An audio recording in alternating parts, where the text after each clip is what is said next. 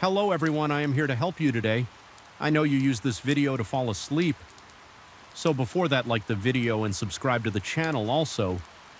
Where are you from and what time are you watching now? Get comfortable and relax. The moment I stepped off the elevator that night, a chill wrapped itself around my neck, clinging to my skin like a clammy hand. The overhead lights flickered once before going out, completely plunging the 18th floor into a silent darkness. I'd grown used to navigating this space with only a flashlight and the faint glow of exit signs in the distance, but it never felt right. Something about this particular floor still under construction had always felt incomplete, not just in the physical sense of exposed pipes and half-demolished walls, but in the intangible sense that something else lurked there, unseen and waiting. Even before I saw the faint silhouette near the plastic-covered windows, I sensed I wasn't alone. I work as a janitor in a commercial building downtown. I'm generally the first person in and the last person out, tasked with cleaning and minor maintenance. Though the building has dozens of floors, only a few remain under renovation. My supervisor insists these upper levels might be prone to leaks.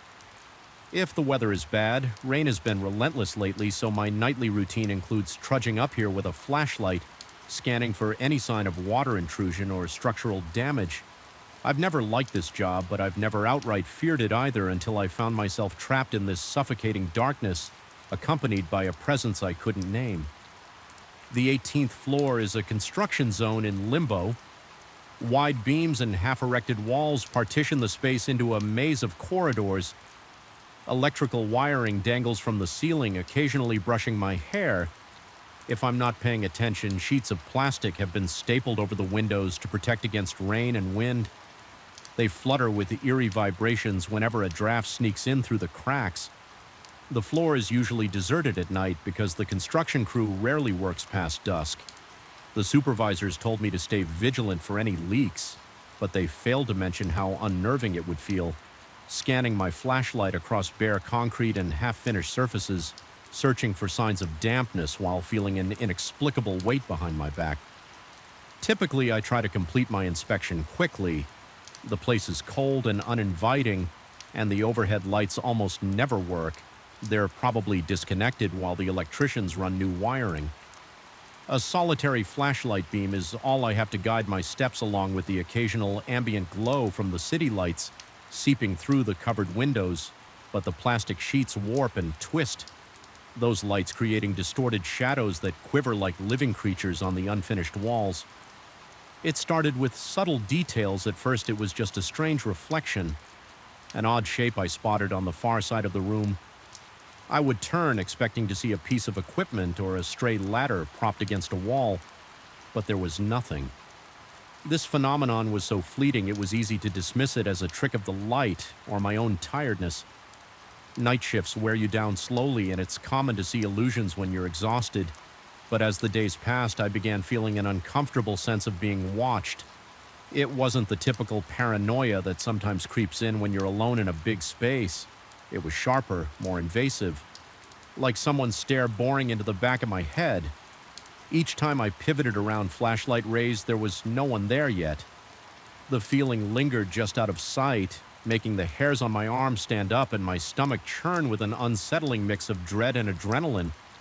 On one particularly wet night, I made my routine trip upstairs. The power was down and my flashlight was the only source of illumination. I tried to ignore the goosebumps forming on my forearms, telling myself it was just the cold air. The plastic sheets over the windows were billowing erratically, creating a faint, repetitive rustling sound that set my teeth on edge. All at once, I noticed a silhouette. It was near the far window where a large section of plastic was taped from top to bottom. I remember stopping in my tracks so abruptly that I nearly dropped the flashlight. My breath caught in my throat as I squinted. Trying to discern the shape in the darkness, it seemed like a human figure, too tall and thin to be one of the metallic beams.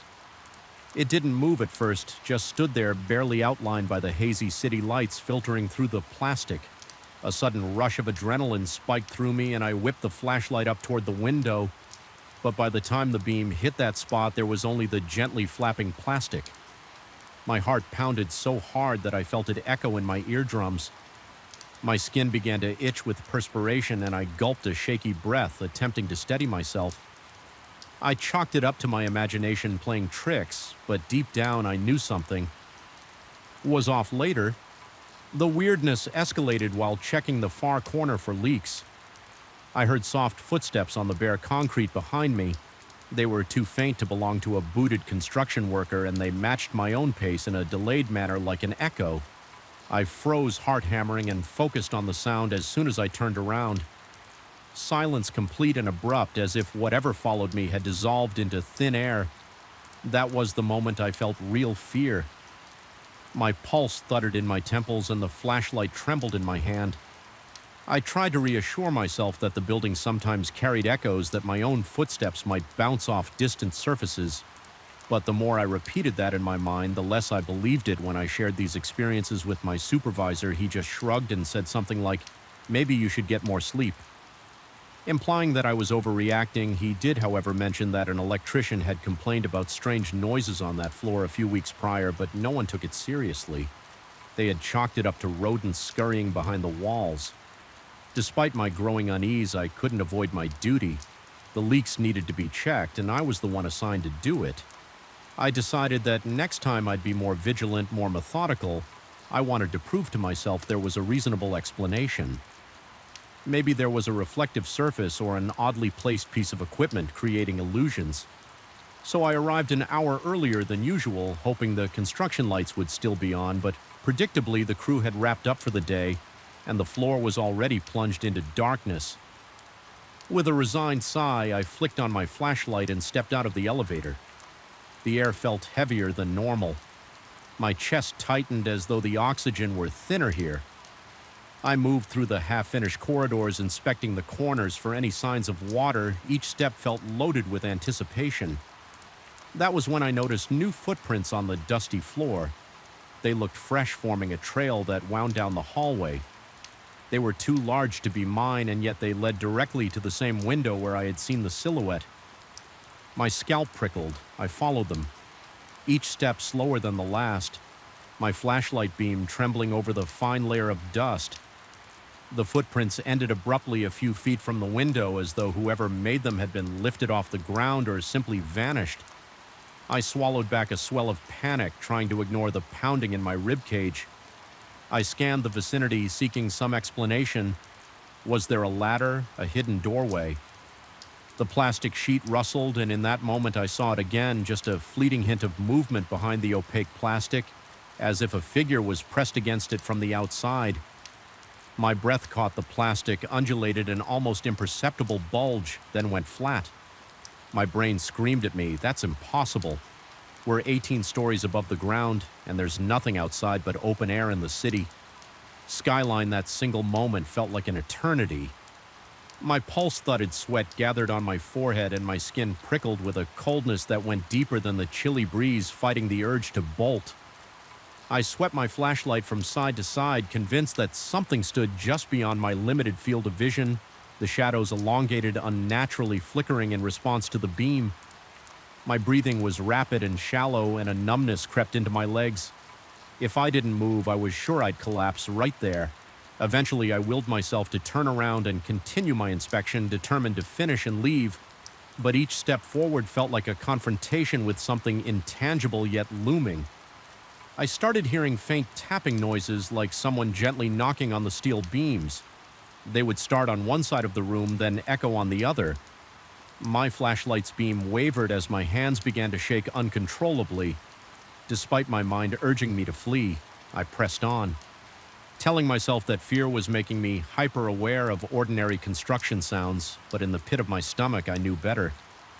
A few nights later, the tension escalated in ways that fully tested my sanity. I remember the building had been particularly empty that evening.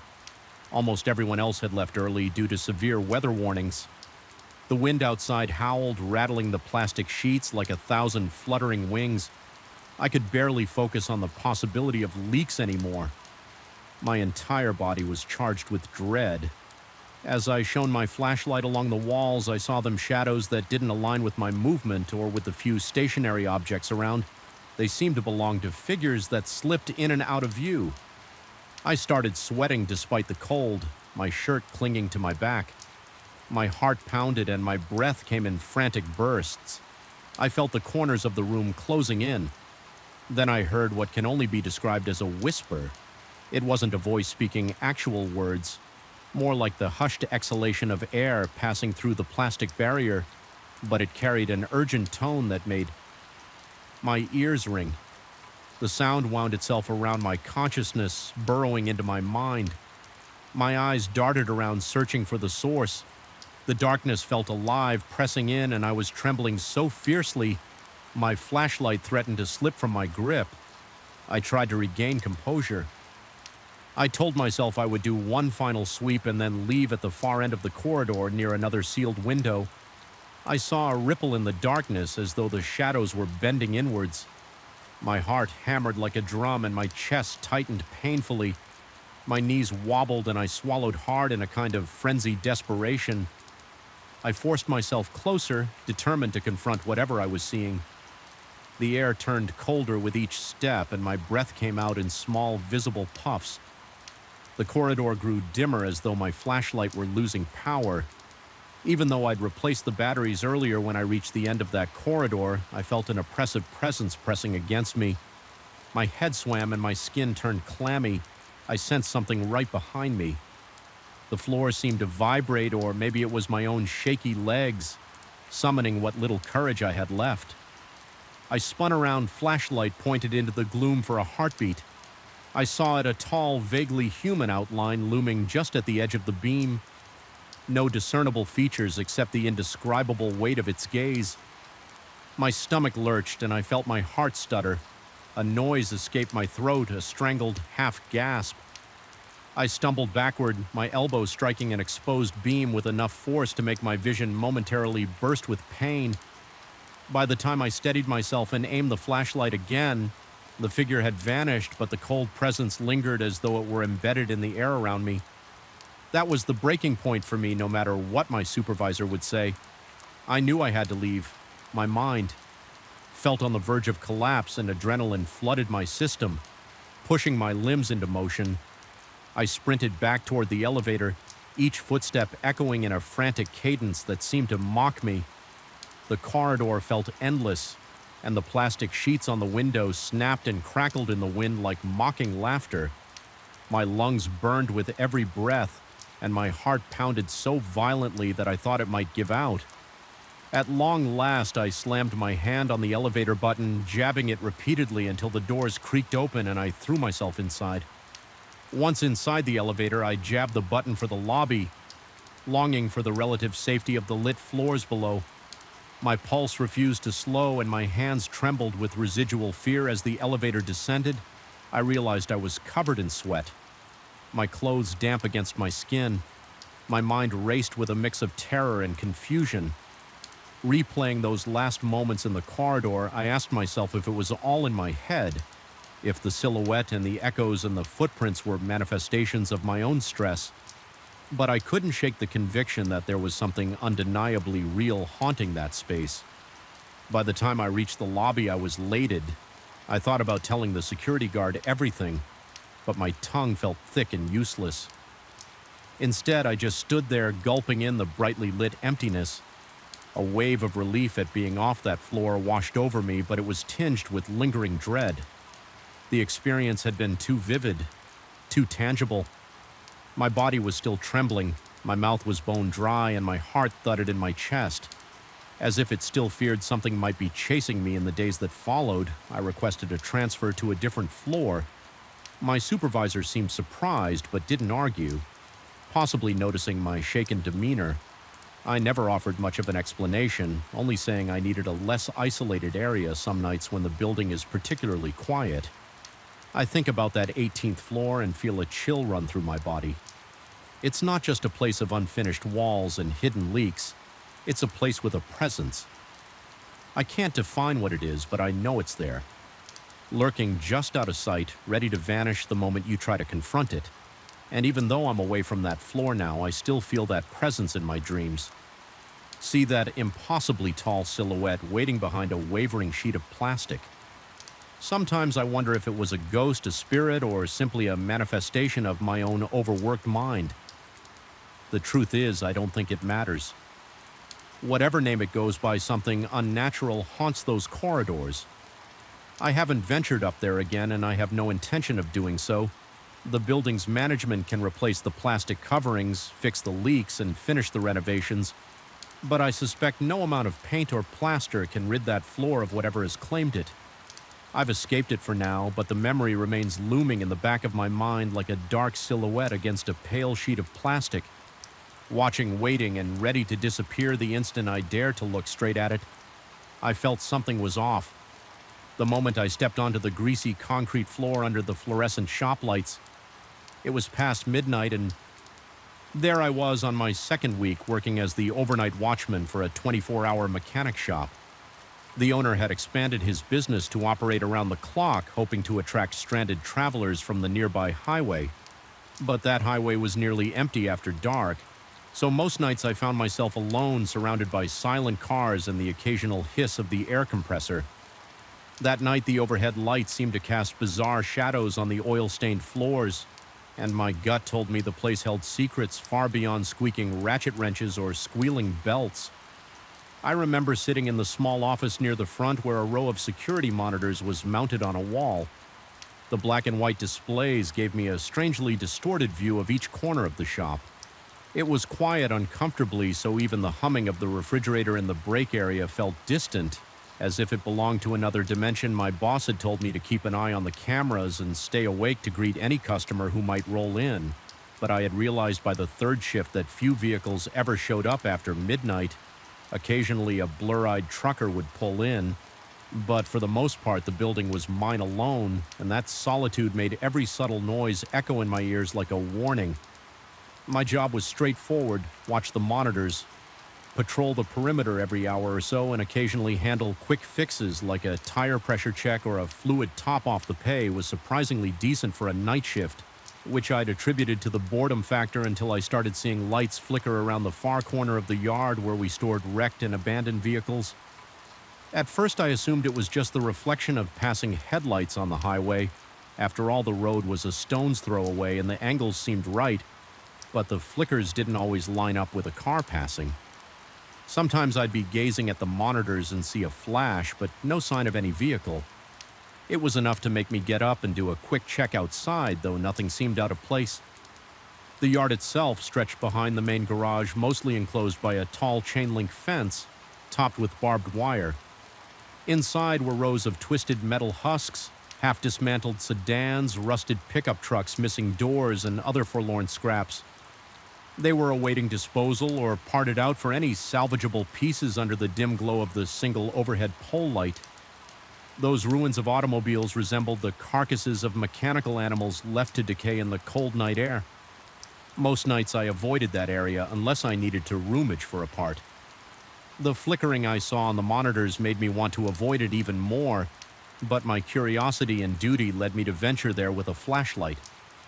More times than I'd like, one of the first nights I distinctly remember noticing a bright flash from the corner of my eye on the camera feed. The angle wasn't perfect, but it was enough to catch my attention. I glanced back at the monitors, expecting to see headlights or at least the beams of some vehicle rolling in, but the screen showed nothing but the same static rows of junk. I kept staring, waiting for movement.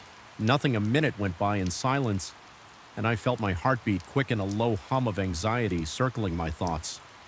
Finally, I decided to step out there myself and check. As soon as I opened the back door, the rush of night air made my lungs contract. It carried the scent of burnt rubber and old grease.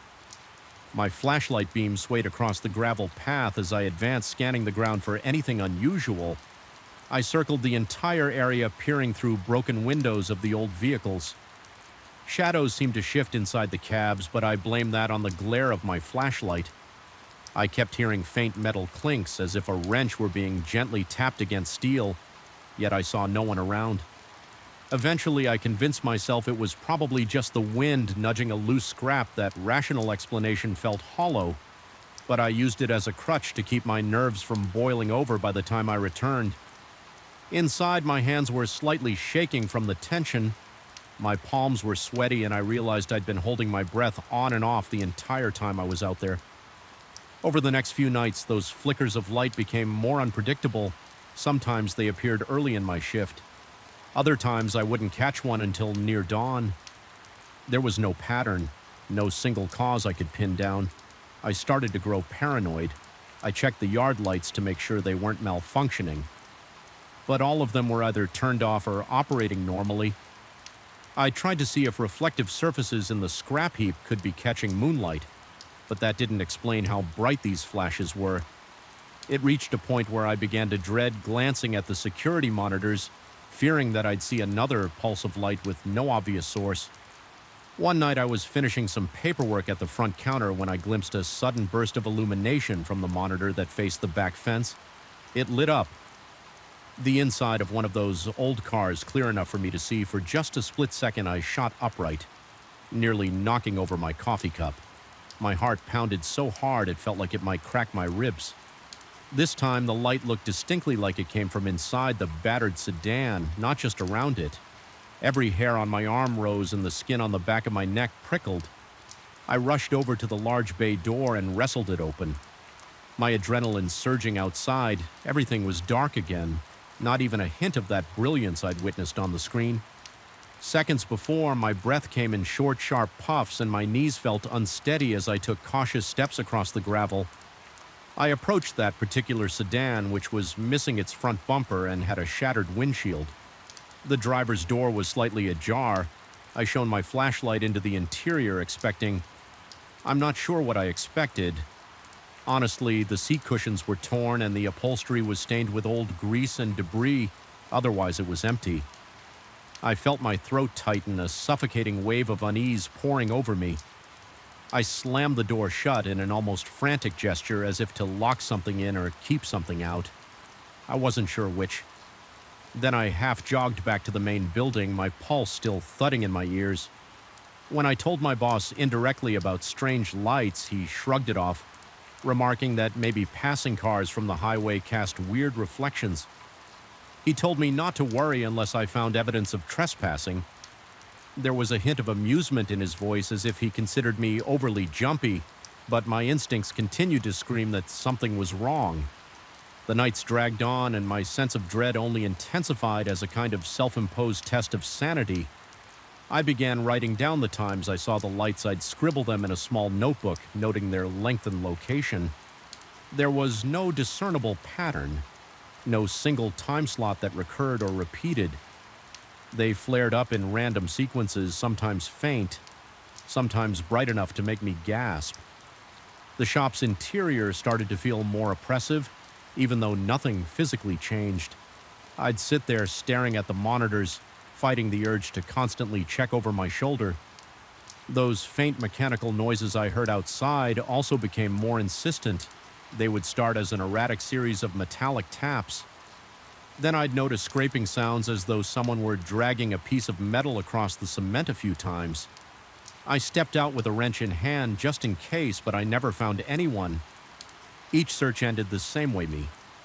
Returning to the office, nerves on edge, sweat clinging to my forehead, convinced there was some hidden presence just beyond my flashlight's reach. Eventually, my growing paranoia took a toll on my body. I noticed my breath would quicken at the slightest noise. My mouth went dry whenever I passed by the yard door. I was losing track of time. My hands began trembling whenever I looked at the camera feed. The stress twisted knots in my stomach. I was hypervigilant, unable to relax, always imagining movement in the dark corners or behind the half-assembled engines. I even started questioning my own reflection in the shop's glass walls. I'd see my face and flinch at the wild, tired eyes staring back. Nay, one particularly eerie moment occurred around 3 a.m. on my 8th shift. I was walking past one of the station bays when I caught a glimpse of what I thought was a reflection in the side mirror of an old van. At first it looked like a vague human silhouette, but when I moved closer it vanished. I inhaled sharply. Stumbling back, my heart hammered in my chest, and a cold bead of sweat rolled down the side of my face. I leaned in again, shining my flashlight directly on the mirror. Nothing. It was just a smudge of grime. But for that half second, I could have sworn I saw a figure lurking behind me the next day. I asked a coworker during the quick overlap of our shifts if he'd experienced anything strange in the yard. He shook his head and said he hadn't noticed anything, but he added that one of the old vehicles had a rumor attached to it. Something about an electrical glitch that caused the headlights to flicker. Unexpectedly, he suggested that might be the cause of the lights. I was seeing, though, he had no concrete proof. That rumor gave me a small lifeline of logic to cling to. But deep down, I wasn't convinced. The flickers I saw never quite looked like headlights, and they came from various spots, not just one. Still, I latched onto that explanation in desperation, hoping to maintain some semblance of reason. Another week crawled by. My anxiety grew so thick I felt like I was swimming in it. The flickers continued in that random pattern, and the metallic sounds became an almost nightly occurrence. At times, I thought I heard faint whispers, but that could have been the air compressor or the wind sneaking through the cracks in the wall. My brain latched on to every possibility to keep the idea of an intruder, or worse, supernatural presence at bay. In those nights, I felt my sanity teeter on the edge. Then came the night that almost broke me. It was just after 2 a.m. I was in the office, half dozing in my chair, lulled by the constant buzzing of the overhead bulbs. Suddenly, the monitor that showed the row of dented sedans erupted in a violent flare of light. It wasn't just a flash. It was like a strobe pulsing a few times, bright enough that the entire camera feed went white. I jolted awake, adrenaline crashing through me so hard my vision momentarily blurred. My heart thumped in my chest as I stared wide-eyed at the screen. Slowly, the brightness faded, revealing the cars again in their usual positions, but one detail had changed. A particular sedan's trunk was now open. That trunk had definitely been closed before my legs felt like they were made of cinder blocks. When I forced myself to head out there, my flashlight trembled in my grip as I stepped carefully around the scattered debris in the yard. Gravel crunched under my boots, each step echoing in the silent darkness. The night air was thick, carrying a faint aroma of gasoline. I approached the sedan with the open trunk. The lid was raised high as if someone had forcibly popped it. I shone my beam inside and saw nothing of note. Just a spare tire, some broken plastic, a layer of dust. Yet I felt a wave of dread that went beyond rational explanation, as if something intangible were looming around me. The temperature felt colder near that trunk. My teeth chattered and I realized I was trembling all over. Suddenly, from behind me, a wrench clattered to the ground. The sound was so sharp I nearly dropped my flashlight. I spun around, shining the beam wildly. I saw no one, just a rusted truck with its hood ajar. My breath caught in my throat. As the beam of the flashlight quivered over the vehicle's silhouette, I took a tentative step toward the wrench on the ground. It looked old, covered in rust, as if it had been lying somewhere in the yard for years.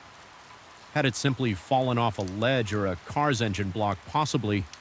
But in that moment, every nerve in my body screamed that it was meant for me to find, meant to scare me or warn me or something equally horrifying. I couldn't stand there anymore. My heart slammed against my ribs and my body was on the verge of panic. I whipped around and made a beeline back toward the garage. Once inside, I slammed the door shut behind me, my breath coming in ragged gasps. I leaned against the wall, sweating, feeling the undeniable thud of my own pulse. I questioned whether any of this was real or if I was losing my mind from the tedium and isolation, but the open trunk, the wrench, those were real, tangible signs that I wasn't just imagining lights and sounds. I spent the rest of that night in near constant motion, pacing back and forth through the shop, occasionally flicking the lights on and off, as if that might reset the building's energy. Each time I caught my reflection in the windows, I looked gaunt and frantic, like a cornered animal. Every creak of metal or groan of a distant engine made me jump. Whenever the security screens flickered from the occasional glitch, my stomach lurched, expecting another burst of impossible light. Morning eventually arrived. The sky turned a muted gray before the first hints of pale sunshine filtered in my relief. Shift came in and I told him without much detail that I'd had a rough night. He gave me a puzzled look but didn't press. I didn't want to sound unhinged. Instead, I hurried out of there, the tendrils of dread still clinging to my mind as I drove home the entire day. I couldn't shake the feeling that the shop's atmosphere had seeped into me, leaving behind a residue of unease. I returned the following night determined to keep it together. My plan was simple: do my rounds, document any unusual sightings, and avoid letting my imagination run wild. The first couple of hours were uneventful then. As expected, I noticed a faint flicker from one of the monitors. No big flash, just a small pulse of light near the fence line. I decided to face it. Heading, if I could prove there was nothing physically there, maybe I could sleep easier. I marched outside, my breathing deliberately steady as I neared the fence. I heard a metallic whisper, a barely audible scraping. My heart sped up, but I forced myself to keep going. Then I saw it, a faint glow, like a single weak headlight emanating from behind a stack of dented steel doors. I edged closer, my flashlight bobbing over the ground. My stomach twisted in knots. Every step kicked up dust that swirled around my feet. The glow began to fade as I approached, so I quickened my pace. By the time I rounded the pile of doors, I found nothing. Just the cold fence, some scattered tools, and absolute darkness. My beam revealed no footprints but my own. That was when I sensed movement behind me. I spun around, bracing for an intruder, but instead of a person, I saw something like a twisting silhouette of light slithering between two cars, vanishing. Around a corner, my heart hammered so violently I thought it would burst. I yelled out a shaky warning, though it was more a plea than a threat. Sweat streamed down my forehead and my mouth went desert dry. My instincts shouted to leave, to run, to never come back yet. In that surreal moment, I wanted to see it clearly. I can't explain why I managed a few steps toward the cars where I'd seen that luminous form. My hand shook so badly I almost dropped the flashlight. Its beam danced across rusted fenders and shattered windows. The air felt thick, stifling, and I struggled for breath. Then I heard a low rattling sound from within a nearby trunk, like something scraping to get out. I can't describe the horror that washed over me. My vision blurred at the edges and my knees went weak. I took one trembling step forward, but then the rattling stopped. Absolute silence followed. No more lights, no more sounds. Just the drone of my own ragged breathing, that was enough. I retreated, practically stumbling over my own feet as I sprinted back to the safety of the garage. Once inside, I double-locked every door I could and flicked on all the overhead lights. I sat there in the fluorescent glow, forcing air in and out of my lungs, waiting for the clock to crawl toward daylight. My mind swirled with questions. Was I losing my grip on reality? Was there something truly unnatural lurking in that junkyard? When the sky finally brightened, I clocked out without speaking to anyone. I realized I couldn't do this anymore. I wasn't willing to continue facing that oppressive darkness or the malevolent presence I felt, swirling among the rusted cars. Whether it was a haunting, a trick of the mind, or some bizarre electrical phenomenon, I didn't care. It had burrowed into my psyche and refused to let go. I didn't quit on the spot, but I gave my boss notice shortly after I told him in the vaguest terms that the night shift was too hard on me. He asked if I'd been spooked by strange noises. He half smiled as he said it, but I didn't offer any details. I just said I needed to move on and move on. I did grateful to leave that place behind. Yet I still find myself haunted by the memory of those flickers of light and the sense of being watched from the shadows. Sometimes at night I dream I'm back there, hearing metallic taps echo in the distance, seeing that glow swell and pulse in the corner of my vision, never quite letting me rest. Even though I escape, the lingering dread continues. Every time I pass a mechanic shop or drive by a junkyard, my pulse races and my palms start to sweat, and I'll never forget that final image. The trunk rattling as if something inside was desperate to get out. I didn't stay to find out what it was or if it was even real. In any conventional sense, all I know is that it changed me. Something in that yard was more than just old steel and broken glass.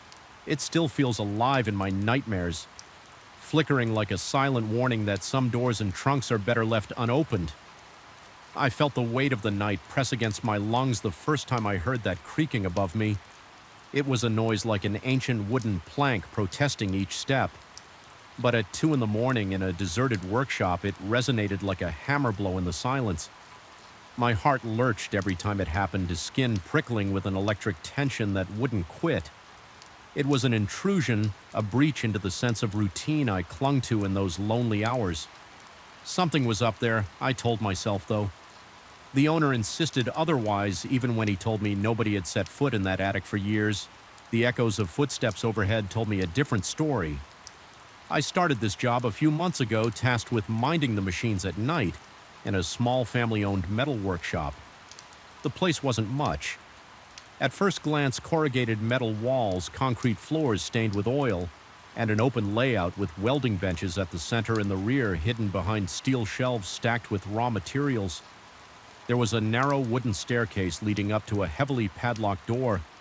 The owner always kept it locked, claiming it was just a storage loft crammed with outdated parts and useless equipment. He looked dismissive whenever I mentioned a faint pounding above my head, as though he had heard it all before, yet chose to shrug it off. I understood it as his way of maintaining peace, but the brush off only fueled my curiosity. Most nights my shift began around 10. The workshop would be deserted by then, except for occasional overtime by day shift workers who left around midnight if they had a backlog.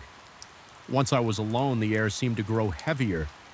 The overhead fluorescent lights flickered with an intermittent buzz, and the cool night air seeped in through the old windows, carrying with it the scent of rust and grease. I like to work in relative quiet, just the hum of the lamps and the soft click of my protective headphones.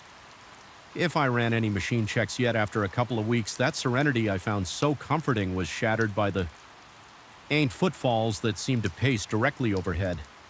At first I tried to rationalize it. Old places creak, especially with shifting temperatures at night. I told myself the wood was expanding or contracting, but these were not random squeaks or the gentle popping of ancient beams. They were measured steps one after another, as if someone were walking in circles. It gave me chills, and I realized my breathing had grown shallow. My hands trembled while adjusting the settings on one of the metal presses, and I felt a cold sweat trickle down my spine. Each time I looked around the workshop, all I saw was empty space, silent machines, and half-finished metal frames waiting for final welding. There was nowhere else the sound could come from except that locked attic.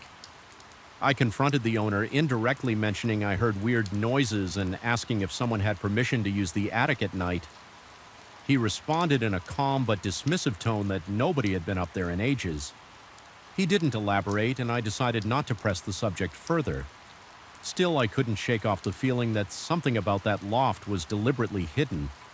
My pulse pounded in my ears every time I glanced toward those stairs.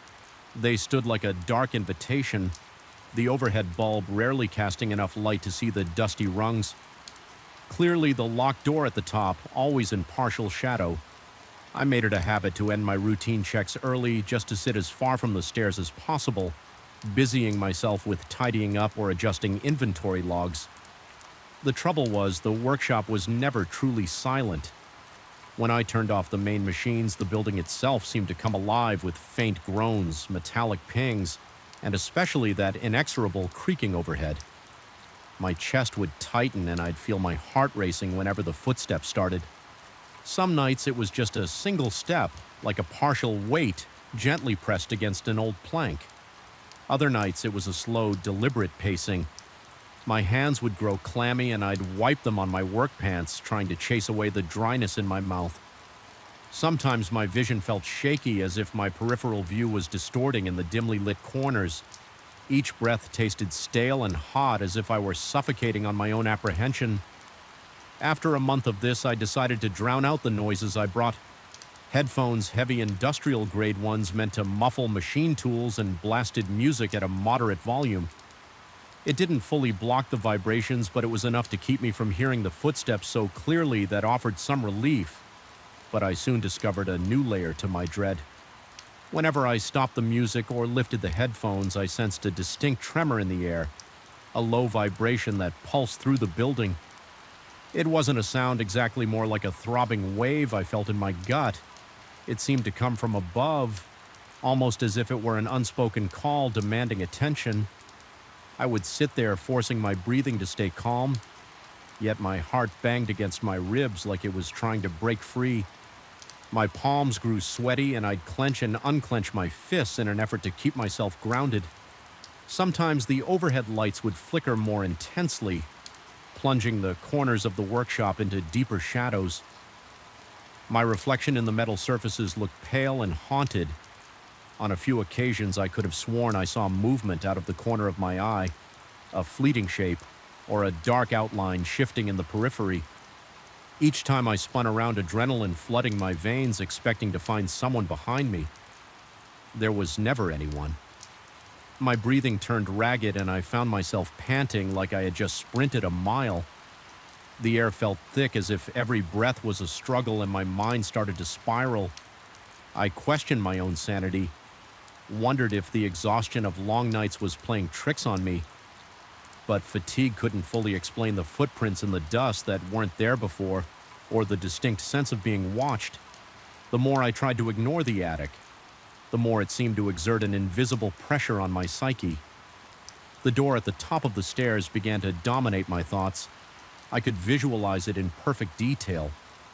Chipped paint, a rusted lock, and a sense of stale air seeping from the gaps. Some nights I felt an irrational urge to walk up and just open it. Consequences be damned, my imagination conjured all sorts of images, old mannequins used for welding practice, corroded metal scraps shaped like twisted figures, or something far less rational lurking in the gloom. My entire body tensed at the thought. My heart pounded like a drum and beads of sweat formed on my temples. I fought the idea, telling myself it was best left alone. One evening, I decided I had to get some clarity, so I waited until the next day to carefully bring it up with the owner, keeping my tone casual. I mentioned the footsteps, the vibrations, and how it made me uncomfortable. He responded with a shrug through an awkward half-smile. He muttered that the place was old and made plenty of strange noises. There was something in his eyes, though, a flicker of discomfort, as though he knew more than he let on. When I asked if there was any chance an animal had gotten trapped in the attic, he simply said it wasn't possible. Describing the door as sealed shut, he told me not to worry, that everything was safe. I nodded, but my stomach twisted with uncertainty. The conversation left me more uneasy than before, as if I'd brushed against a hidden truth he was desperate to bury. That night I couldn't concentrate on my normal routine. My nerves were frayed and my entire body buzzed with tension around midnight. I turned off the lathe and sat on a stool facing the back wall. The staircase behind me, I left my headphones hanging around my neck, in part because a strange compulsion told me not to hide from the noises anymore. I needed to confront them, or at least acknowledge their existence. A sticky sense of dread clung to every breath I took, and my sweat soaked through my shirt and patches. The minutes seemed to drag my chest tightening whenever the building settled or a pipe rattled. Eventually, the footsteps started again, slow and purposeful. Exactly above my position, I felt them in my rib cage, my breath stuttering with each resonance. My mind spun with questions. Was it a person? A ghost? My own imagination, the anxiety was almost paralyzing my limbs, heavy as if weighed down by invisible hands. But something changed. That night, the footsteps stopped abruptly, and instead, the entire attic floor seemed to emit a low, irregular tapping, like someone drumming their fingers on the wood from the other side. Each tap sent a jolt through my body, making my stomach lurch. There was a hypnotic quality to it, beckoning me to investigate. I stood up on trembling legs, my muscles tight and my mouth uncomfortably dry. Step by step, I inched toward the staircase. The workshop lights flickered, casting dancing shadows around me. Every nerve in my body screamed to turn back, but I felt magnetized by the steady tapping. My heart hammered so loudly in my ears I could barely hear anything else. When I reached the base of the stairs, I looked up. The door was barely visible in the dim light, just a blurred rectangle of darkness.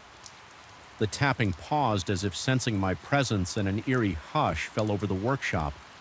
My breathing echoed in the gloom. Each exhale shaky and uneven, I reached for the first step, the old wood creaking under my boot. My hands were damp and I gripped the railing to steady myself. Halfway up, I smelled something stale, a stagnant air, almost metallic, that prickled the back of my throat. My vision blurred for a second, and I had to blink to clear the haze. It felt like the entire building held its breath along with me. My body tensed, anticipating something to lunge from behind that door. I listened, but there was only silence. No footsteps, no tapping. Just the suffocating weight of the night pressing against my senses. I realized with a start that the padlock was unlatched. It wasn't hanging open, but it definitely wasn't locked. My heart thudded again, and I contemplated the possibility that the owner had come here earlier. The fear and anticipation mingled into a swirling knot in my stomach. I felt a wave of cold sweat break across my forehead as I placed a hand on the door. The wood felt chilled, and for a moment I imagined something pressing back from the inside. That single thought made me yank my hand away. My lungs burned as if I'd been holding my breath for too long. I could sense a presence on the other side, but I was too terrified to push the door open. In that moment, the overhead lights flickered again, plunging the bottom of the stairs into near darkness. Instinctively, I recoiled, nearly stumbling down the steps. My heart pounded violently, and I felt faint. The rational part of me insisted I should leave it alone. Get out of there. Pretend I never found the padlock unlatched. Yet the intangible lure still beckoned, summoning what little courage I had. I knocked softly on the door. The sound echoed in the confined space. And a moment later I heard a faint shuffle, like something sliding across the attic floor. The presence was real. My skin crawled and my knees almost buckled. I realized I was shaking, adrenaline pumping through my veins in a heartbeat. A wave of dread flooded me. Fear sank its claws into my brain, telling me to run, and so I scrambled down the stairs, practically leaping. The last few steps, my chest was heaving, lungs grasping for air as if I just sprinted a marathon. I fled toward the main exit, fumbled with the lock, and burst out into the cool night air outside. The moonlight felt painfully bright, and the breeze on my skin felt harsh. My heart still slammed against my ribcage, and I noticed my fingers trembling as I reached for my phone to check the time. It was only midnight. My shift technically wasn't over, but there was no way I was going back in there alone. The next day, I confronted the owner once more, describing how I found the padlock unlatched and heard, "Old secrets stay locked away for good reasons." His tone hinted at guilt or fear, perhaps both unmistakable movement. He listened with an inscrutable expression, then stated indirectly that sometimes there was no apology, no explanation, just a guarded acknowledgement that there might be more to that attic than old parts. I felt an undercurrent of warning in his words, as though he was telling me not to push further. I should have quit right there, but financial obligations made me stay for one more shift. Determined to keep my distance from that staircase, the sense of foreboding only grew. Each machines were felt ominous. Each flicker of the overhead lights made me jump. When I finally shut down the workshop around 11 o'clock, I couldn't bring myself to linger. I locked the entrance from the inside, intending to leave through the back door. After a final inspection, my hands were unsteady as I signed the night log. My heartbeat echoing in my ears, a drop of sweat trickled down my temple as I headed toward the rear eyes, darting to the right. Every time I heard a clank or shuffle, all the while the attic loomed overhead like a dark secret waiting to be discovered. I passed the stairs, refusing to look up. An oppressive energy radiated from that corner, a silent reminder of the locked or perhaps unlocked door. My pulse quickened in protest. I hurried to the back door, tugged it open, and stepped out into the empty lot behind the workshop. The night sky was clouded, offering almost no light. As I turned to close the door, I felt a slight vibration under my feet, as if the entire building sighed. A chill coursed through me, and I had to swallow against the dryness in my throat driving home. I kept glancing in the rearview mirror, half expecting to see something peering at me from the back seat. My paranoia had reached a fever pitch, and I wondered if I was losing my grip on reality. Sleep eluded me that night, my mind replaying the footsteps and that intangible presence behind the attic door. Even with exhaustion tugging at my eyelids, my nerves were too raw to let me rest. Every shadow in my room felt like it might contain a hidden form waiting for the right moment to reveal itself. Ultimately, I decided I couldn't keep doing that shift. The workshop seemed to have seeped into my thoughts, infecting my nights with the possibility that I'd carry whatever lurked there home with me. I realized that staying would force me to confront whatever was in the attic, or worse, try to ignore it until I unraveled my final shift. I simply walked in, handed the owner my resignation, and left before the sun had fully set. I didn't look back. Even now, I can't shake the feeling that something in that attic reached out to me, that it wanted me to open that door. Sometimes in the quiet of early morning, I relive the sensation of those footsteps resounding over my head, or that slow, rhythmic tapping that seemed to taunt me. And in those moments, my heart pounds, sweat beads on my forehead, and I sense an unspoken question echoing in my mind. What would have happened if I had turned that knob? There's no comfort in that speculation, only a lingering dread that twists my stomach. I suspect the workshop remains the same. Locked doors, silent corners, and footsteps pacing in the dark, above whatever is in that attic. It's still there, patiently waiting for someone else to listen. It struck me the moment I entered that hallway, like an icy hand pressing against the back of my neck, even before I saw the slightly lifted edge of the canvas covering that old portrait. I could feel something was off the air. Felt too dense, clinging to my face, and I sensed a faint buzz in my ears, as though the place itself was vibrating with anticipation. I remember telling myself it was just another shift at the cultural center, an ordinary night spent patrolling rooms that were all but abandoned once the guests were gone. Still, I couldn't shake the feeling that something had changed, that an unseen presence was waiting for me in the dimly lit corridor where the dust and shadows conspired to play tricks on my mind. I started working security at this cultural center a few months ago. The building is an old mansion built centuries ago and only sporadically renovated to keep it functional. There's a grand salon for public events, concerts, lectures, small exhibitions, and that room is lively enough when filled with people. But once the last event ends and everyone files out, it becomes my responsibility to secure the rest of the mansion, the upper floors, the narrower corridors, the hidden wings that are rarely used. Those fall under my watch. The Sense Administration wants to protect the valuable paintings and other antiques stored in these areas. That means the hallways are kept in low light to preserve the paintings. The bulbs are dim and cast feeble cones of yellowish light that sometimes flicker, leaving patches of darkness in the corners. I've always been comfortable with silence, but there is something about silence in a place like this that grates on your nerves. It's never truly silent. Floorboards creak with soft moans under ancient weight. Pipes rattle behind walls as if they're carrying whispers from one room to another. The curtains in the old office's forgotten windows, overshadowed by tall trees, sway unexpectedly when some draft snakes its way through cracks in the masonry. Even my own footsteps have a muffled quality here, like the wood is swallowing the echo before it can properly resonate. I first noticed the problem with that covered portrait a few weeks ago during one of my usual rounds.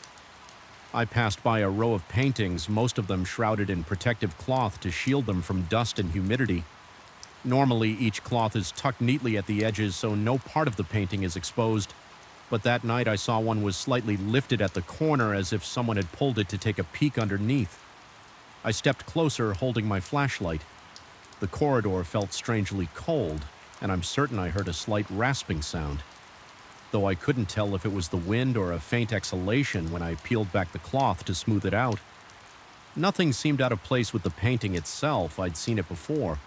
It's an austere portrait of a figure standing in a formal pose. The face partly turned toward the viewer, but in the gloom I couldn't make out any details. The only thing that struck me was the sensation that the eyes might be watching me, even though I told myself it was just a trick of the low light. I replaced the cloth and tried to laugh off the chill that crawled up my arms, but the next night I found it disturbed again. This time the cloth was folded back further, exposing almost half the painting. My heart thudded in my chest when I noticed it, a dull pounding that made my breath catch. It felt personal, like someone was deliberately tampering with that single painting. I looked around with my flashlight, checking every dusty corner of the corridor. The overhead lighting was dim and the narrow windows let in only faint moonlight. The swirl of shadows might have concealed any number of lurking shapes, yet I found nothing. I reported my discovery to the sense coordinator the following morning. Although I kept my tone casual, it was suggested that maybe a curious visitor or staff member had looked under the cover during the day and failed to put it back properly. But the coordinator's uncertain expression hinted that this wasn't a usual occurrence. They'd never had problems with tampering before. Still, nothing had been stolen, so it didn't feel urgent. I was told to keep an eye on it, keep doing my rounds, and lock all doors as usual. That night, as I passed the same corridor, I half expected the cloth to be perfectly in place. Instead, it was drawn back again, this time in a different angle, like a corner had been pinched and left creased. My pulse spiked. I remember beads of sweat forming on my forehead, and the dryness in my mouth made me swallow hard as if I'd forgotten how to breathe for a second.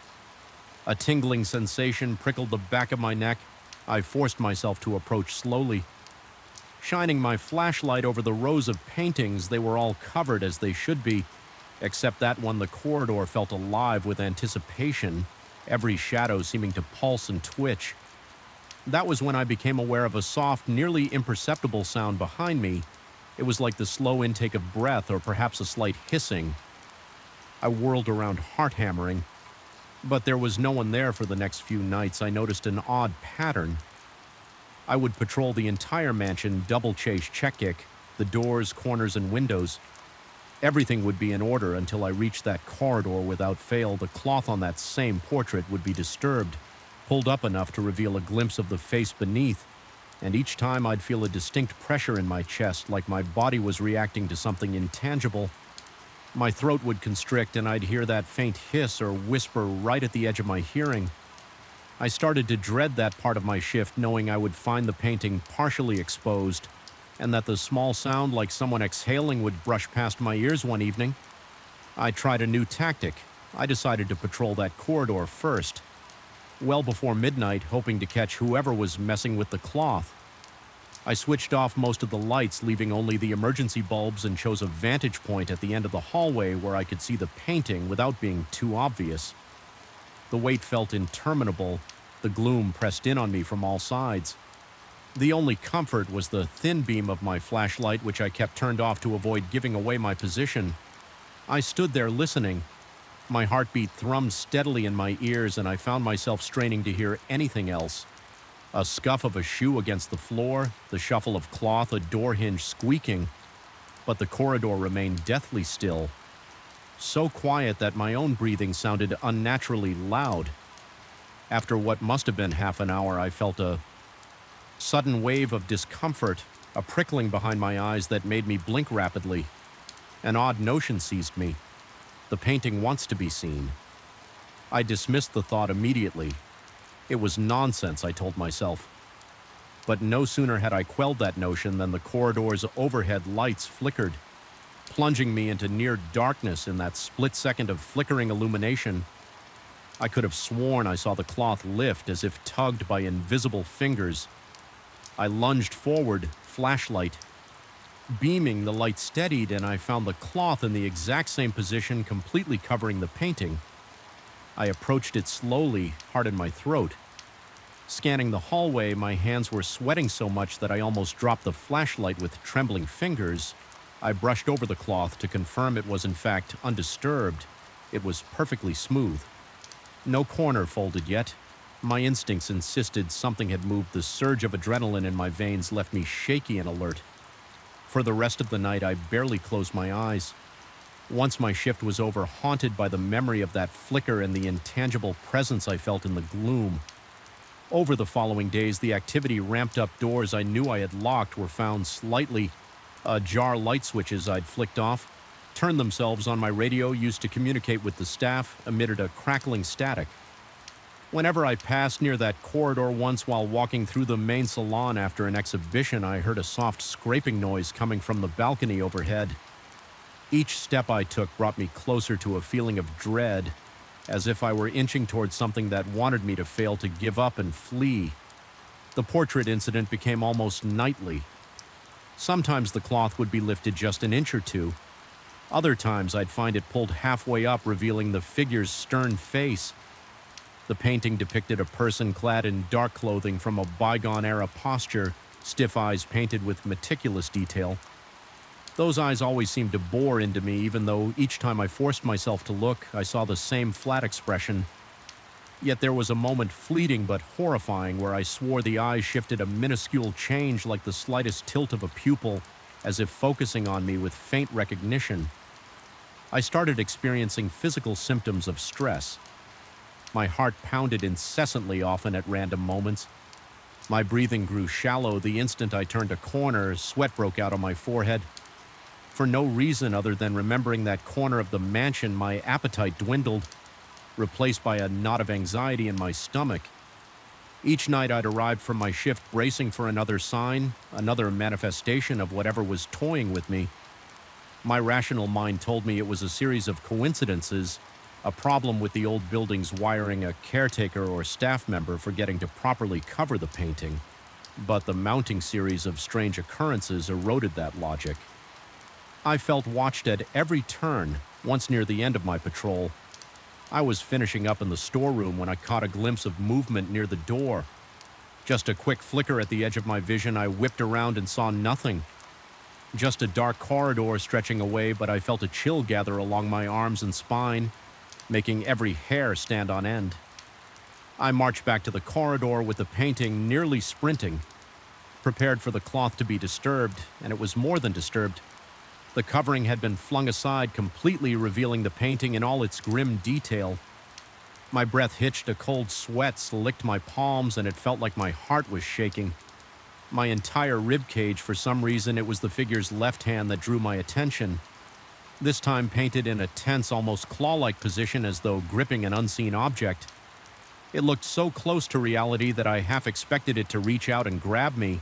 I can't pinpoint the exact moment when I started questioning my sanity. Maybe it was that night. Maybe it was the next when I heard what sounded like a low, murmured voice in the corridor that seemed to whisper words I couldn't quite decipher. The hush was reminiscent of someone gently blowing into the ear of a person sleeping. I would turn quickly, shining my flashlight, but there would be no one there. Only that looming painting with its figure half hidden in shadow. I began suspecting that the building itself might be influencing me, playing on my fears each night. The mansion's corridors seemed longer, the corners darker, and the paintings heavier with some intangible weight. When I walked, it felt like the walls themselves were closing in, pushing me toward that cursed portrait. My dreams became plagued with images of shifting eyes, flaking paint, and a soft breath that caressed the back of my neck. During the day, I would tell myself it was only exhaustion that I needed rest, but at night, each time I set foot in that corridor, my senses lit up with raw fear. The crescendo came about a week ago. I was making my final round, determined to lock up and depart quickly. My heart was already racing from the moment I entered the mansion. I navigated through the main salon, up the old staircase, and into the shadowy corridor where the portrait waited.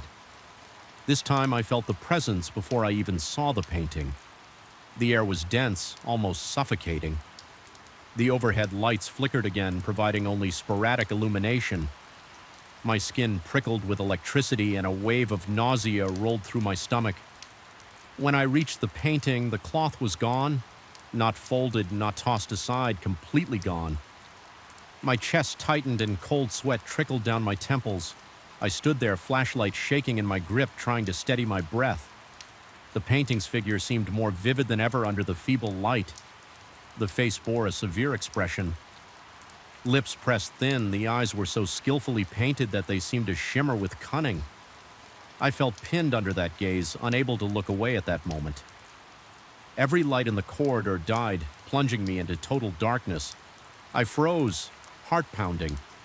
My flashlight flickered and threatened to go out in the suffocating blackness. I heard it distinctly, a breathy whisper inches from my ear, as if the figure in the painting stood beside me. It was a single exhalation, long and drawn out. My throat tightened so much I could barely swallow, fighting panic. I flicked my flashlight back on its narrow beam. Trembling over the painting, the lights overhead stuttered back to life. revealing that the cloth was now crumpled on the floor, something that hadn't been there just a second before I felt a surge of raw terror. Adrenaline coursed through me, leaving my entire body taut and ready to bolt. I forced myself to bend down and pick up the cloth. My hands trembled uncontrollably and my breath came in shallow gasps. Every instinct screamed for me to run to leave the mansion and never return, but with shaking resolve I flung the covering back over the painting and secured it tightly around the edges, muttering in my head that it would stay that way. This time a wave of dizziness crashed over me, and for a moment I feared I would collapse right there in the corridor, overshadowed by that dreadful portrait. Then, just as I studied myself, the whisper sounded again, a low guttural moan that grazed the edge of my hearing. My muscles tensed, and I felt an overwhelming urge to tear my gaze away and sprint toward the exit. Somehow I managed to regain enough composure to retrace my steps. As I moved, the corridor behind me seemed to pulse with energy, as if the painting itself was beckoning me to return my vision. Swam, and I had to remind myself to breathe. Inhale, exhale, keep walking. By the time I reached the front entrance, my knees were so weak that they nearly buckled. I locked the doors, fumbled with the keys, and stepped outside into the night air. The relief was immediate. The open space, the distant hum of city lights, the gentle rustle of leaves. It all felt like salvation compared to the oppressive force inside. I haven't reported this last episode to anyone. They'd think I'm losing my mind, or they'd laugh and chalk it up to lack of sleep. But I know what I felt that breath against my ear was more real to me than any logic or explanation could dismiss. It convinced me that something in that mansion, something bound to that portrait, is aware, and it is not friendly. I can't explain it rationally, but I feel it pulsing through the halls. Every time I step inside, I still work here. I still patrol the corridors and check on the paintings. But now I do it with a new weariness, always wary of corners and half-lit rooms. Sometimes when I pass the corridor with the covered painting, I swear I hear that slow whisper again, trailing behind me like an echo of a nightmare. I can't quite escape. The cloth hasn't been moved lately, but I catch myself scanning the edges. Certain I'll see it curled or lifted, every nerve in my body remains on high alert, ready for the slightest shift in the darkness. I wonder if it's the building eroding my grip on reality, or if there truly is a presence lurking within those ancient walls. Either way, every night I leave with my heart-pounding ears keenly attuned to any hint of that baleful exhalation, and when I finally lock up and escape into the reassuring lights of the outside world, I can't shake the sensation that whatever hides beneath that cloth is waiting for the right moment to be unveiled again, waiting to remind me that some places harbor shadows that can't simply be explained away or locked behind doors, and that no matter how tightly you tuck the covering, some things refuse to stay hidden. I still remember the first moment it struck me that something was profoundly wrong. It was near the end of my usual midnight round, and I was in one of the older corridors of the student residences. The stale air smelled faintly of dust and disinfectant. The overhead lights flickered to life in quick succession as I walked. The sudden brightness revealed nothing out of place. Just a long stretch of pale walls and closed doors, but I felt a subtle shift in the atmosphere, like the entire building had exhaled in unison. A shiver crawled up my spine. The sensation was so intense and unexpected that I almost dropped my flashlight. Little did I know that was only the beginning. I work as a sort of night watchman in a sprawling complex of student dormitories during mid-year break. The population dwindles to just a handful of people, if any. Most rooms remain empty. My job is simple in theory patrol. Every wing check that all doors and windows are secure, note any irregularities in a log, and make sure everything is locked up tight by dawn. It was usually quiet, just me trudging through deserted corridors accompanied by the mechanical hum of ancient ventilation systems. But this year, something changed. I can't say exactly what or why, but the silence felt heavier, more oppressive, and the shadows in the corners seemed to stretch farther than they did before. At first, the stranges took the form of minor anomalies, a sense that the automatic lights were turning on in corridors long after I'd left them. Even though they should have remained dark unless triggered by motion, I would check my notes and see that I had been nowhere near those hallways for hours, and yet when I entered the ceiling, lamps would already be lit, as if someone had just walked through with the entire building mostly deserted. I assumed maybe the sensor system was faulty, but a creeping feeling told me it was something else. I started noticing other signs too. The pale glow of an emergency exit sign would flicker as I approached, sputtering in and out like Morse code. Once I heard a faint clink from somewhere behind a closed door, my heartbeat ramped up and I pressed my ear to the wood. There was nothing, just the slow, methodical beat of my heart pounding in my ears and my shallow breathing. I unlocked the door, stepped inside, and found the small room entirely empty. Just 4 bare walls, no furniture, no occupant, not even a stray box.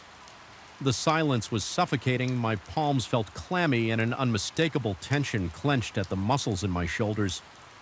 I never considered myself a jumpy person, but every nerve in my body was on alert. After a week of these tiny disturbances, I began feeling jumpy all the time. It started to affect my sleep by the time I arrived for work. Each evening I was already exhausted, and every squeak of a hinge made me jolt upright one night.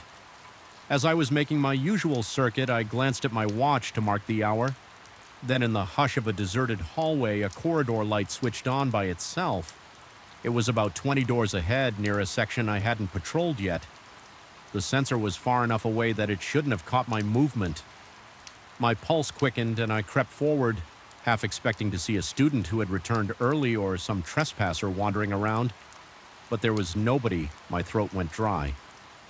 I took a deep breath and reminded myself that these weird occurrences could be explained an electrical malfunction, a drafting issue that made doors clatter, maybe even an animal that had somehow found its way into the building.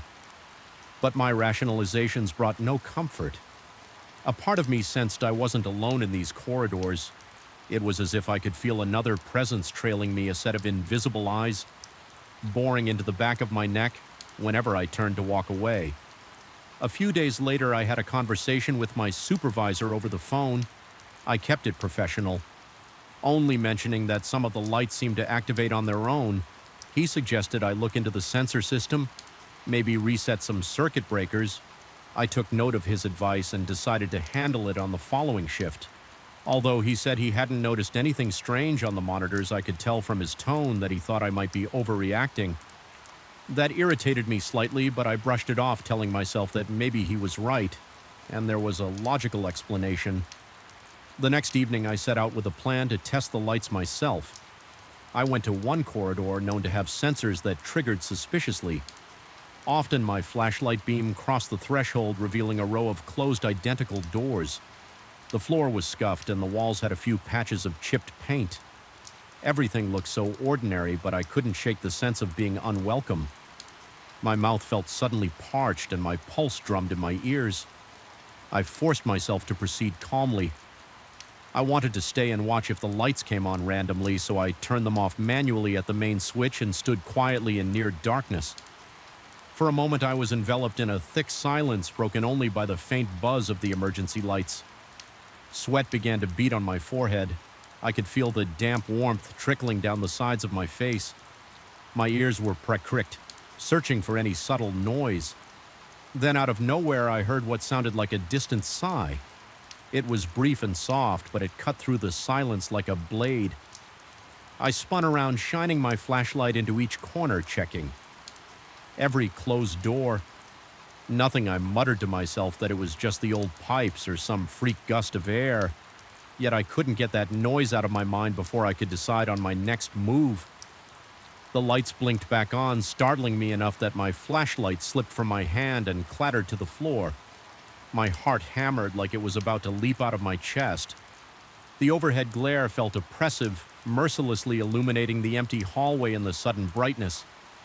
I saw no one, no movement, no sign of an intruder. My mind cycled between relief and terror. Relief that there was no immediate threat, and terror because something had triggered those lights. At that moment, I knew I was dealing with something beyond circuit malfunctions as the days wore on. I grew more desperate for an explanation. I tried meticulously locking certain doors, only to find them ajar. By the time I returned, I heard more sighs, sometimes from behind me as I walked, sometimes seeming to come from just around the next corner. My reactions became visceral. My legs would tense up, ready to run. My mouth went dry and a tightness seized my lungs, making it hard to breathe. I caught glimpses of shadows that didn't correspond to any object or person. They flickered at the edges of my vision, dissolving the moment I looked directly at them. One night I decided to bring a handheld camera. Even though it wasn't part of my standard equipment, I figured I could document whatever was happening. I'd review the footage afterward to see if maybe my mind was playing tricks on me. The campus budget lighting cast long wavering shadows down the narrow corridors, giving everything a distorted look through the camera lens. My throat tightened each time I heard even a faint sound. I remember focusing on an empty door frame that used to belong to a student lounge. It was a large open room with a big window that looked out onto the courtyard. Perfectly normal by day, but terrifying by night. When nothing but silhouettes filled the glass, I scanned the camera across the room's interior. It was vacant, lacking any furniture because most of it had been moved out during renovation. My hand shook slightly from the tension. At one point, I thought I caught a shape gliding across the far side of the room, but when I pressed my eye to the viewfinder, all I saw were the outlines of the walls. When I played the footage back later, the camera showed only a blur in the corner. It might have been dust in the lens flare or perhaps an artifact of the poor lighting. I wasn't sure which possibility frightened me more, that there was something lurking out of sight, or that my imagination had escalated to the point I was conjuring phantoms from nothing. By the third week, my nerves were frayed to the point where the slightest noise made my entire body tense. My nights became an exhausting routine of dread. Walking the corridors with a pounding heart, opening doors to confirm emptiness. Hearing faint sigh that seemed to move from one hallway to the next. I felt like a hunted animal in a labyrinth, uncertain of what might be stalking me. I slept fitfully during the day, besieged by nightmares of faceless figures waiting behind each locked door. At one point, I reached out to a coworker by phone. I explained in a shaky voice that the building felt wrong, that I was hearing things and that the lights were turning on randomly, as if guided by an unseen hand. He suggested I file a report and request an official inspection. I hung up, half convinced that I was going mad, but also clinging to a last vestige of hope that a formal check would reveal a straightforward glitch in the system. When the maintenance team arrived in the daytime, they found no evidence of electrical problems. They walked the halls, tested the sensors, flipped the switches, and concluded everything worked fine. Part of me felt relieved that I wasn't singled out for some hidden wiring defect. Another part of me sank deeper into unease, because if the building was functioning normally, then what on earth was I experiencing that night? I forced myself to stay alert and logical. The shift went quietly at first until near dawn. I was about to finish my route when I noticed that a set of lights was on in the far corner of the basement corridor, a place I hadn't ventured for hours.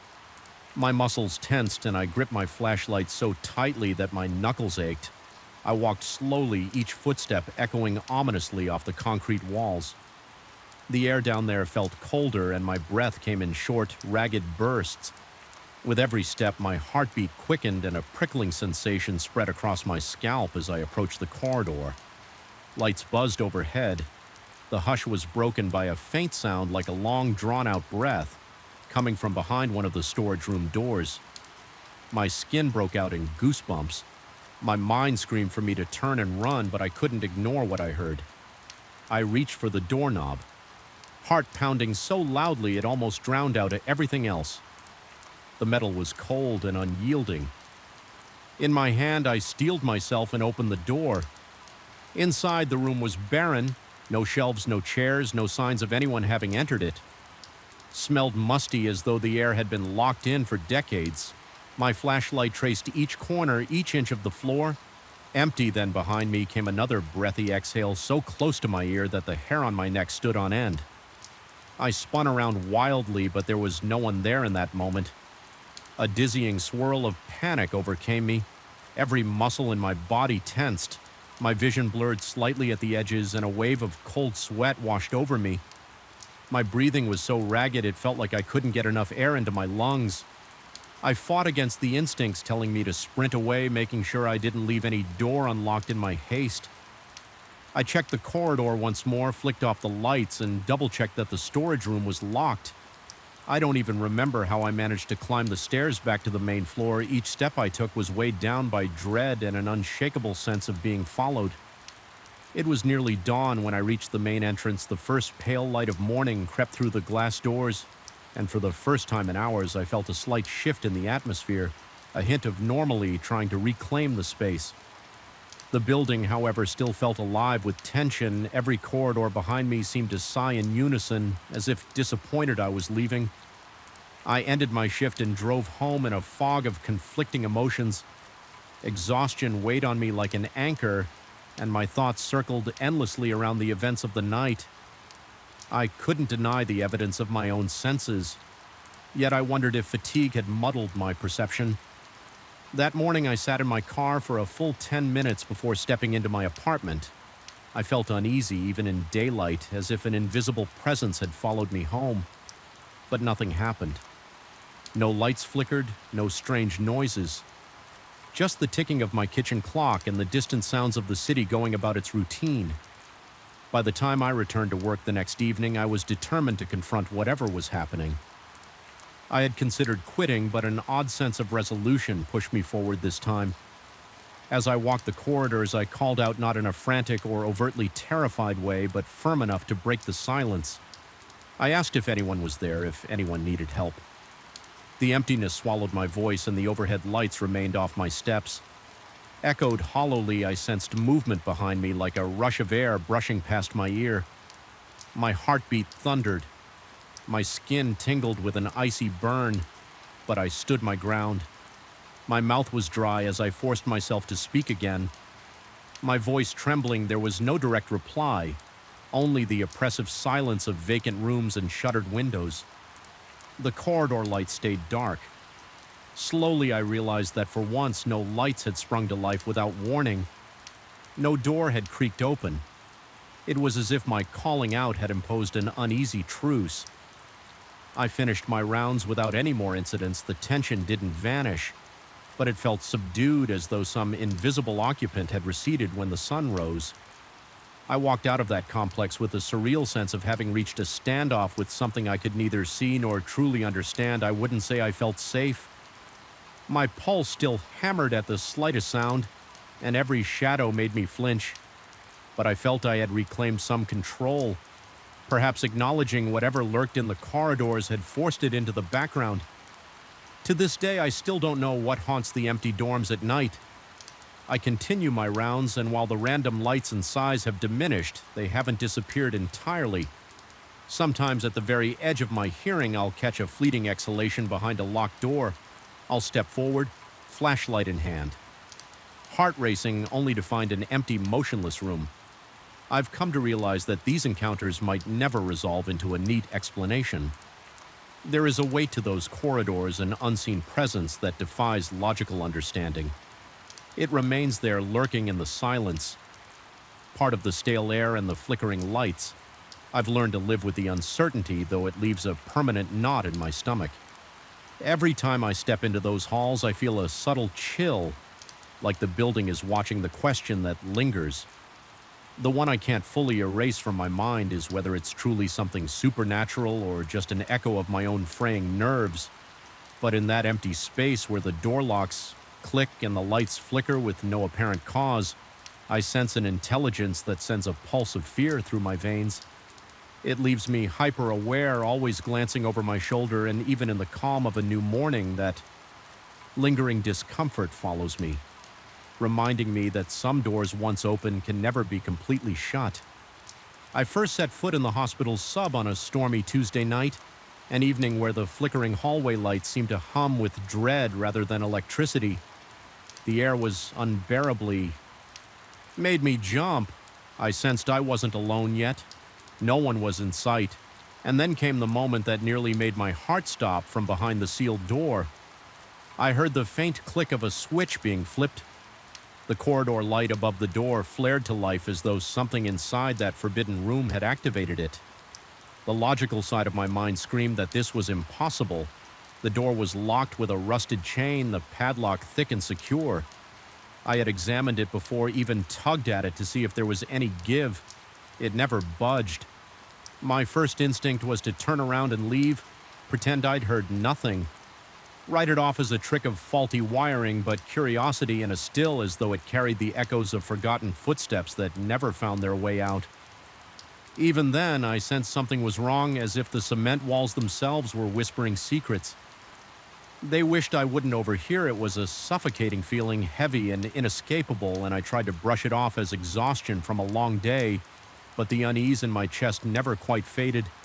It settled there, pulsing like a second heartbeat, warning me that something lurked in the shadows far beyond my understanding. I work as an electrical maintenance technician in a small countryside hospital, the kind of place where most of the rooms go quiet after dusk. The staff is minimal, especially at night. Once visiting hours end, entire wings can feel deserted, abandoned to the quiet hum of fluorescent lights. My responsibilities cover everything from resetting circuit breakers to fixing short circuits and aging equipment. Because the hospital is old, I need to be thorough, checking every hallway, every corner. That is how I discovered the sub and the corridor no one ever talked about on paper. It didn't exist. No official blueprint showed any extra space below the primary basement floor, but there it was a short flight of worn concrete steps leading to a hallway lined with rusted pipes, silent as a tomb. My first impression of that corridor was more than unsettling. The overhead fluorescent panels would light up in sequence, casting a sickly yellow glow on chipped walls and flaking paint. There were times when I would notice them powering on by themselves from a distance, responding to motion sensors that shouldn't have triggered unless someone was walking beneath them, yet no one else was there. At least no one I could see. Each time I ventured down those steps, my pulse throbbed in my ears and a cold sweat broke across my forehead. I started to dread even the thought of going there. But my job demanded that I do my rounds during my inspections. I gradually noticed a room at the far end of the corridor, its door sealed with a thick padlock and a chain that looked older than the building itself. There was a small metal plaque near the door handle, scratched and tarnished but still partially legible. It bore the hospital's name and an unreadable date that might have indicated when the space was last in use. Yet officially, no record of this room existed. No one spoke of it, and if I ever mentioned it casually to a sea orker, the response was always blank confusion. Some said they knew nothing about a sealed room. Others guessed it had been closed off for administrative reasons years ago, but nobody could give me a straight answer. As weeks passed, I found myself returning there more often. My job rarely required me to be in the sub, but each time I passed by, I felt compelled to check the corridor's flickering lights. I would stand at the top of the concrete steps and watch as the sensors detected something moving below. The lights blinked on one by one as if some invisible figure walked the length of the hall, stopping at the door. At the end, I couldn't shake the feeling that if I crept down quietly enough, I would catch sight of a silhouette, a shape that vanished the moment I tried to focus on it. One night, I was asked to investigate an electrical fault near the basement storage area. It was late past midnight, and the hospital corridors above were practically silent, except for a distant beep of some monitoring machine. I wrapped up the repair quickly, but instead of heading back to the main floor, I found myself descending farther, drawn inexplicably to the sub. My heart beat faster with every step. By the time I reached the bottom, I could hardly catch my breath. I felt as though the walls were inching closer, pressing down on me, suffocating me in stale claustrophobic air. Standing in the hallway, I noticed that the light above me was dimmer than usual, flickering in a rhythm that almost matched my pulse. My palms were slick with sweat, and I wiped them on my coveralls. Each small sound a drip of water from a leaking pipe, the hiss of air through an unseen vent. Growing sense of dread propelled me forward as I approached the door. Each step felt heavier. My knees wobbled and my mouth went so dry I found it hard to swallow. I felt a primal sort of fear, like an ancient alarm in my brain, telling me I was making a grave mistake. When I reached the door, I pressed my ear against the cold metal surface. At first, I could only hear my heart pounding and my unsteady breathing. Then, so faintly, I almost missed it. I detected a slow scraping sound from within as if something was being dragged across the concrete floor. All the cautionary tales of horror stories I'd ever heard rattled in my head.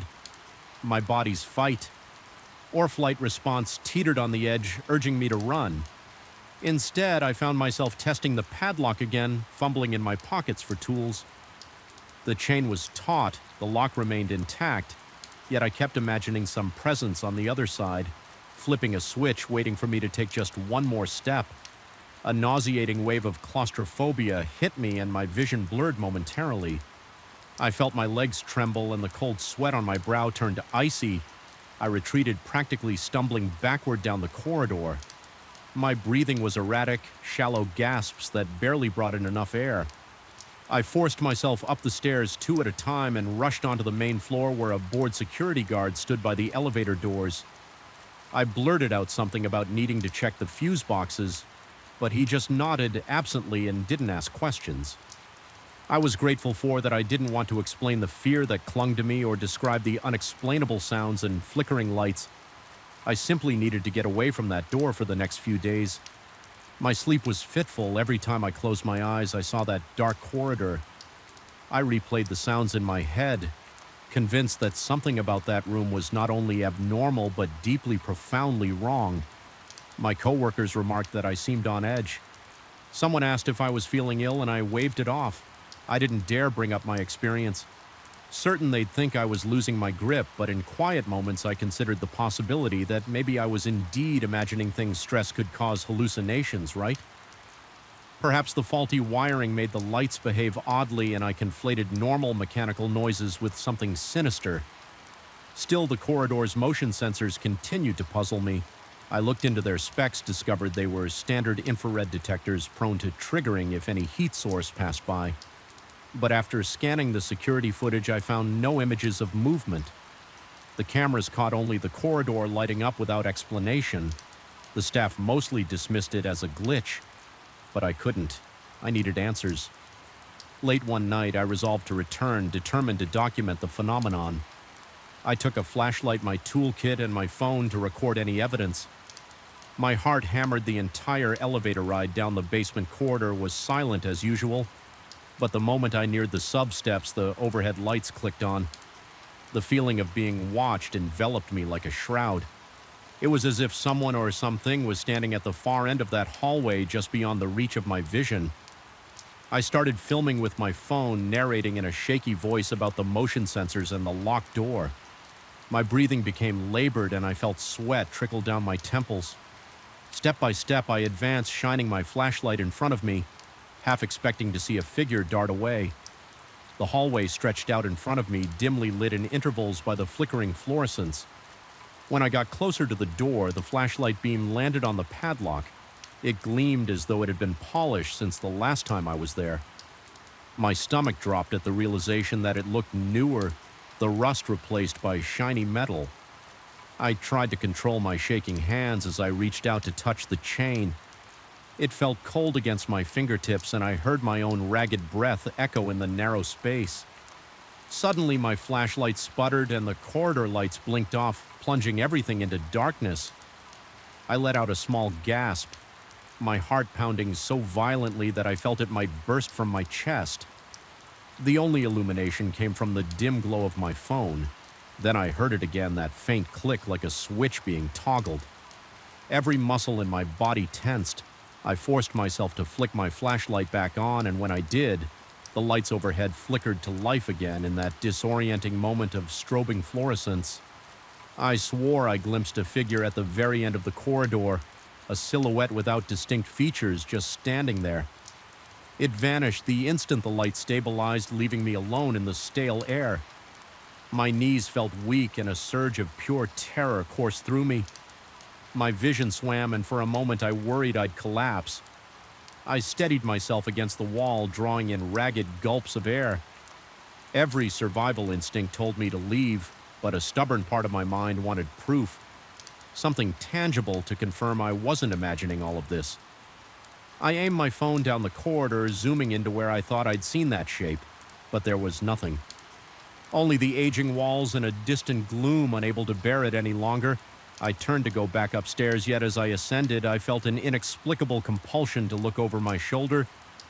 One last time, that was when I noticed it. The door at the far end, still locked, had light leaking out from under the threshold. A faint strip of pale brightness that pulsed as though something inside was controlling it. My stomach churned and a clammy panic gripped me. I bolted up the stairs, not caring about being quiet or rational anymore. Back on the ground floor, I struggled to slow my breathing. I felt shaky, drenched in sweat, and profoundly disturbed. I made a half-hearted attempt to report an electrical anomaly to the night supervisor, but my words were tangled, and I think my haunted expression spoke volumes. He asked if I needed to clock out early and get some rest. I nodded, unable to form a coherent excuse. That night I barely slept. My mind replayed the image of the locked door, the mysterious light beneath it, and the silhouette in the corridor. I questioned my own sanity. Perhaps I had worked too many nights, spent too long in the bowels of a building that was older than most of the staff. But deep down I felt certain something inhabited that sealed room, something that defied logic and official records despite my dread. A twisted curiosity gnawed at me. I wanted to break the padlock, fling open the door, and confront the unimaginable. Yet every time I considered it, my chest tightened, and I was overwhelmed by the most primal kind of terror. In the end, I decided I couldn't stay in that hospital any longer. My final shift came a week later, and I completed my tasks. As if in a daze, I avoided the sub entirely, deliberately ignoring the occasional flicker of the motion sensor lights on the security monitors. As I walked out of the building after my last day, a flickering glow caught my attention on the screen near the guard station. The sub-corridor lights were turning on and off rhythmically as though beckoning me for one final visit. The sight made the hairs on the back of my neck prickle.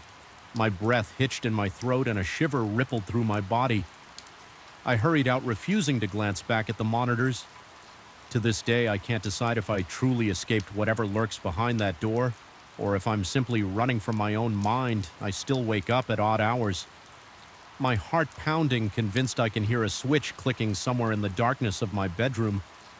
Whenever I see a light flicker unexpectedly in my home, a stab of panic knots in my gut, and I half expect to find that door waiting for me in my own hallway. The memory of that sub remains vivid, and even now I'm not certain what was real and what was the manifestation of a mind tormented by the unknown.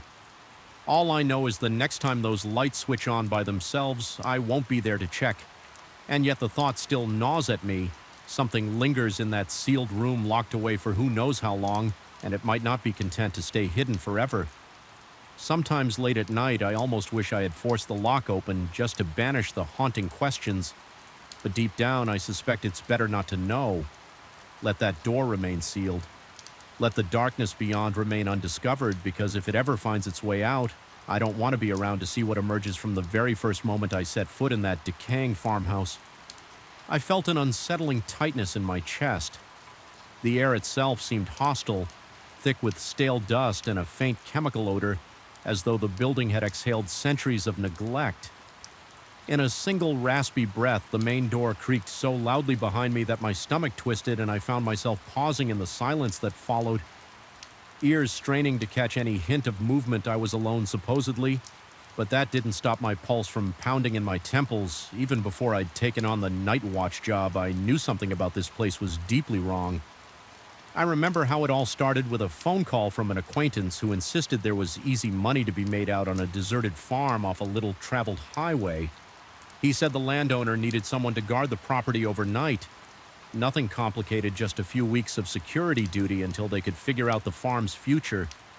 There had been some talk of trespassers or vandals, but nothing specific. In indirect terms, the landowner warned about strange activity. Of course I was skeptical, imagining bored teenagers wandering through an abandoned place for cheap thrills. Still, I needed the cash on my first evening there. The caretaker, a wiry man with tired eyes, walked me through the house, pointing out the main rooms and corridors. He explained that most of the farmland was overgrown.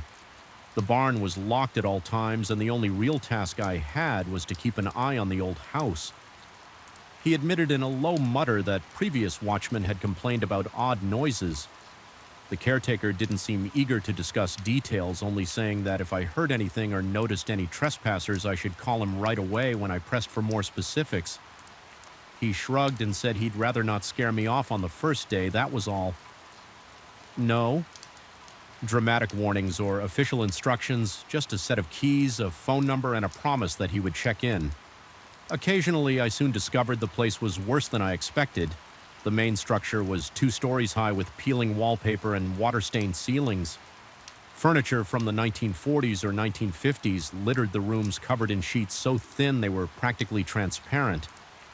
Every piece of wood, be it floorboard or window frame, appeared warped with age, exuding a musty smell that clung to my nostrils. It was as if the entire house had been sealed away in a time capsule, left to rot on this desolate patch of land.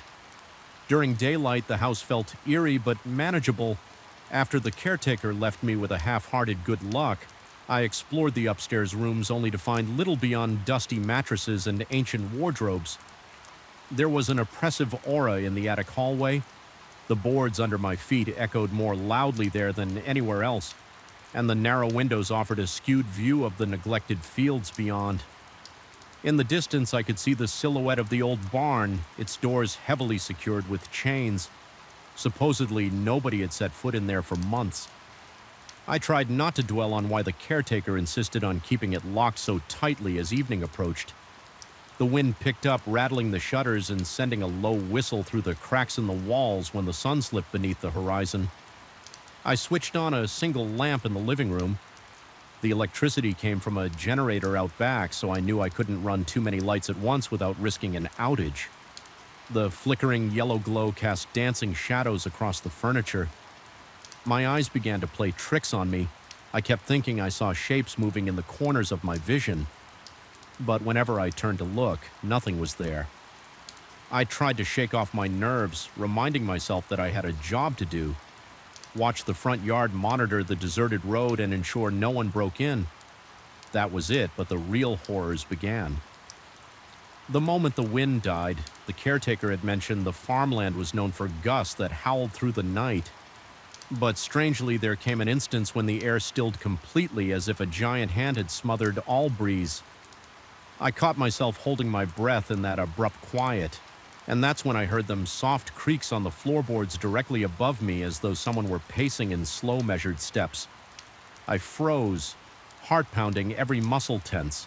The steps seemed to cross from one end of the upper corridor to the other, pausing intermittently before resuming their deliberate march. I tried to rationalize it. Old houses can be noisy, expanding and contracting with changes in temperature, but this was too rhythmic, too purposeful to be some random settling of the structure. My palms grew clammy and I could feel my pulse thawing behind my ears. I thought about calling the caretaker, but I stopped myself.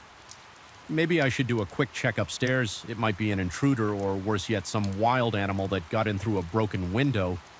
So I went upstairs. Each step felt like it might collapse under my weight. Squeaking in protest, the hallway was dark, lit only by the faint glow from my flashlight at the far end. An old mirror hung crookedly on the wall, reflecting a distorted version of my slender figure. I shone the beam around the corridor, searching for any sign of movement. Dust motes floated lazily in the air, and the smell of damp mold felt almost suffocating. I saw nothing and heard nothing beyond the ragged sound of my own breathing. My mouth had gone dry, and every time I swallowed it felt like sand scraping down my throat after I convinced myself the floor was empty. I headed back downstairs, each step echoing ominously that night. I chalked it up to my imagination or the house's mysterious quirks, but the next evening it happened again. Around midnight, the wind abruptly ceased, leaving an eerie stillness in its wake, and just as before, I heard slow, deliberate footsteps in the corridor overhead. By now, my nerves were raw, my heart pounding so loud I was sure any intruder would hear it and vanish. I called out, my voice trembling slightly, but there was no reply. When the caretaker asked me by phone the next day how things had gone, I told him I heard footsteps at night. He sounded unsurprised, merely telling me to stay alert and let him know if I encountered anyone. His calm reaction only made my anxiety worse. The following week, the odd occurrences multiplied. Sometimes I would catch fleeting glimpses of a silhouette through the living room's large front window. The figure always seemed to drift away toward the barn, dissolving into the darkness beyond the reach of my flashlight. Each time I'd rush outside, convinced I might catch whoever it was in the act of trespassing, but the yard stood empty. The barn's locks remained secure, and the road was deserted for miles. By the time I circled back to the house, I'd be bathed in sweat heart-hammering, convinced I was either losing my mind or being toyed with by someone who knew the property better than I did. My sleep suffered. Although my shift was strictly overnight, I found it impossible to rest during the day. Whenever I closed my eyes in one of the upstairs bedrooms I dreamed of, the floorboards creaking and footsteps closing in on me, I'd wake up drenched in sweat with every nerve on high alert. Convinced I heard voices whispering from the hallway, I began to doubt my senses, questioning whether the oppressive silence of the farmland had begun to warp my perception. The caretaker would occasionally check in, but his tone remained unhelpfully neutral. His only advice was to keep an eye on any intruders and call if I needed backup. No mention of ghosts or anything else. So I stopped mentioning the footsteps, thinking he either wouldn't believe me or already knew more than he let on. One particularly dark night, the wind was howling as usual, shaking the windows in their frames. Then, without warning, that terrifying silence fell. It was as though the entire world took a collective breath and held it. My skin prickled. I nearly dropped the flashlight I was holding the moment the breeze died. I sensed a presence behind me. I whipped around, shining my beam through the living room. Nothing. The old grandfather clock in the corner ticked ominously. Suddenly, a floorboard creaked in the corridor to my left. So close it made me jump. My throat constricted and my lungs felt like they were struggling for air. With my hand trembling, I advanced toward the hallway. As soon as I rounded the corner, a flicker of movement caught my eye at the top of the stairs. A dark shape, no details, just a vaguely human outline, drifted across the landing and vanished. My heart thundered, and I had to take several quick breaths to keep from passing out. Each inhale felt shallow, laced with panic. I forced myself up the steps, my legs shaky, muscles taut like coiled springs. The corridor was as always empty, yet there was an undeniable chill in the air, an almost electric charge that made the hair on my arms stand up. After that night, I became increasingly convinced the house was testing my sanity. Strange smells, abrupt changes in temperature, sounds that defied logical explanation. It all felt orchestrated, deliberate.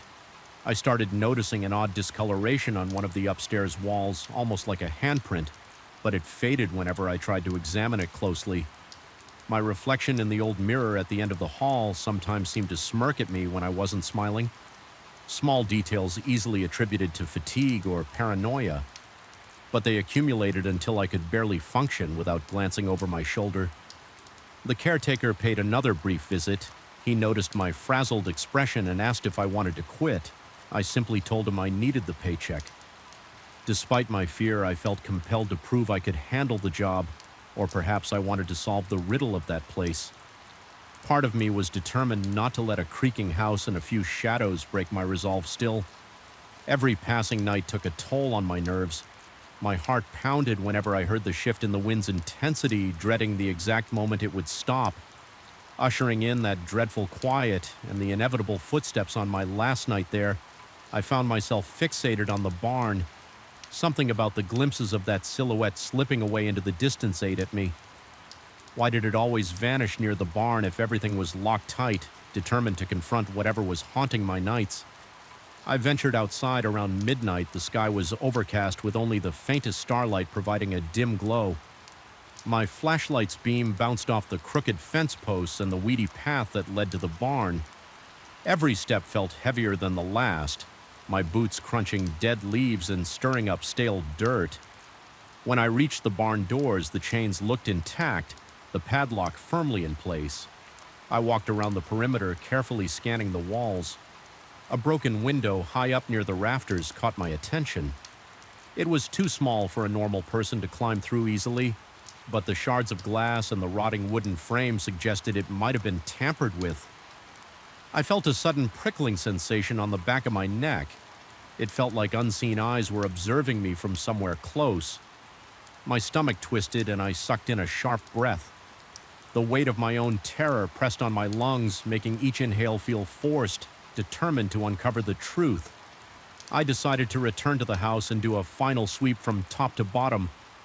I moved methodically, opening every closet, peering under every piece of furniture. The old paintings on the walls with their cracked varnish seemed to follow me with their eyes. By the time I reached the second floor, my chest felt tight and my forehead was damp with sweat. The hallway stretched out before me like a tunnel. I flicked the flashlight beam across the dark corners, half expecting to see that silhouette materialize again. Instead, I was greeted by silence and stillness. But then the wind stopped. The house went quiet, impossibly quiet, as though the walls themselves were holding their breath. My ears strained, and sure enough, the footsteps returned. This time they were right behind me. Every hair on my body stood on end, and a searing jolt of adrenaline shot through my veins. I spun around, shining the flashlight into empty space. My vision blurred with panic, and for a split second I saw the figure standing at the far end of the corridor, flickering in and out of the shadows. It turned, and though I couldn't see its face, I felt an undeniable pull, like it wanted me to follow. Clutching the flashlight with a shaking hand, I staggered forward. Each step made the floor creak in protest, echoing the sound of my own racing heart. The figure slipped around the corner into the attic stairwell when I reached the base of that narrow staircase. I hesitated. A dank smell like rotting wood and ancient dust wafted down from above, coating my tongue with a bitter taste. My breath came in quick gasps, and droplets of cold sweat trickled down my temples. Summoning whatever courage I had left, I climbed at the top. The attic spread out like a labyrinth of boxes, trunks, and covered furniture. The flashlight's beam skittered across a wooden support beam, then onto a pile of old blankets. A sudden scraping sound cut through the silence, a box sliding across the floor seemingly on its own. My pulse pounded and I felt my stomach lurch. I approached slowly, perspiration beading on my brow. Then, as abruptly as it appeared, the figure was gone. Nothing moved in the attic but me. Still, I felt sure I wasn't alone in that crushing stillness. I realized the extent to which my sanity might be slipping. Was this a ghost, a lingering presence, or simply my mind conjuring horrors to fill the loneliness of this rotting house? As if an answer, a low whisper impossible to decipher, grazed my ear. My fight-or-flight response kicked in. I nearly tripped as I backed away. Stumbling down the attic stairs, my heart beating so fiercely that I worried it might burst. I dashed back into the corridor, half blind with terror. At that moment, I made a decision. This job was not worth my last shred of sanity. Whatever prowled these corridors, whatever lurked in that barn or haunted these walls, I refused to be its plaything any longer. I fled downstairs, grabbed my jacket, and fumbled with the front door lock. The door stuck for a moment, as if resisting my escape, then gave way with a splintery groan. Outside, the wind was roaring once more, but it felt like a relief compared to the suffocating silence inside. I walked away that night, heart-pounding skin, clammy eyes flicking back at the house as I imagined shapes in the windows.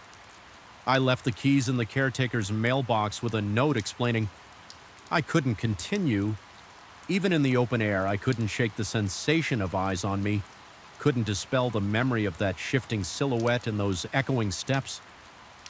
My breath remained shallow and ragged until I finally got into my car and drove onto the empty highway.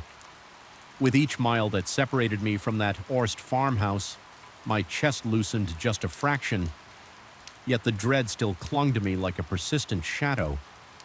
To this day, I sometimes wake in the middle of the night, convinced I can hear a floorboard creak or a slow measured footstep just down the hall, and in those moments my heart thrashes against my ribcage, my skin goes cold, and I wonder if the thing I encountered out there followed me home. I never went back to that farm, but no matter how far I run, no matter how many lights I leave on, the memory of that silent wind and those phantom footsteps lingers in my mind. A constant gnawing reminder that some places are better left abandoned, their secrets kept hidden under layers of dust and time.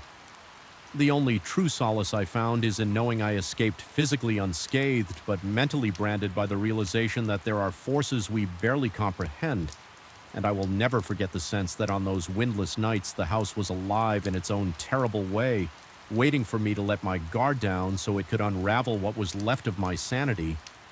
I still remember the first time I walked into the abandoned municipal theater at night. The moment I stepped through the rusty side door, an overpowering sense of unease smothered me like a wave of stagnant air. It wasn't merely the silence or the layered dust on the curtains. It was the way the darkness seemed to absorb every stray beam of light, creating pools of shadow that felt almost alive. Even my own footsteps sounded muffled, as if the space itself was swallowing all evidence of my presence. That first impression was enough to send an icy prickling down my spine, and I knew at once that the nights ahead would not be kind to my nerves. I'm the person assigned to inspect this place to ensure no vagrants make it their home and that no further damage comes to the structure. The city council once dreamt of renovating the old theater. But every plan was delayed, every budget cut until eventually they left it to rot. Now it's my task to walk the aisles, check the stage, and poke around in the dressing rooms. In theory, it's a simple job in practice. It's anything but there's something wrong with this building. No matter how many times I tell myself it's all in my head, the feeling of being watched lurks behind every gesture I make. It clings to me like a second skin. Every evening I enter through the same side entrance because the main doors have been chained shut for years. An old padlock dangles there, rust flaking off in sharp fragments, but no one has bothered to remove it. My flashlight's beam, thin and unsteady, guides me through the labyrinth of backstage corridors. The walls are lined with peeling posters from past productions, bright images of dancers and actors now cracked and faded by time. I've often tried to imagine the theater as it must have been, bustling with crowds vibrant with music.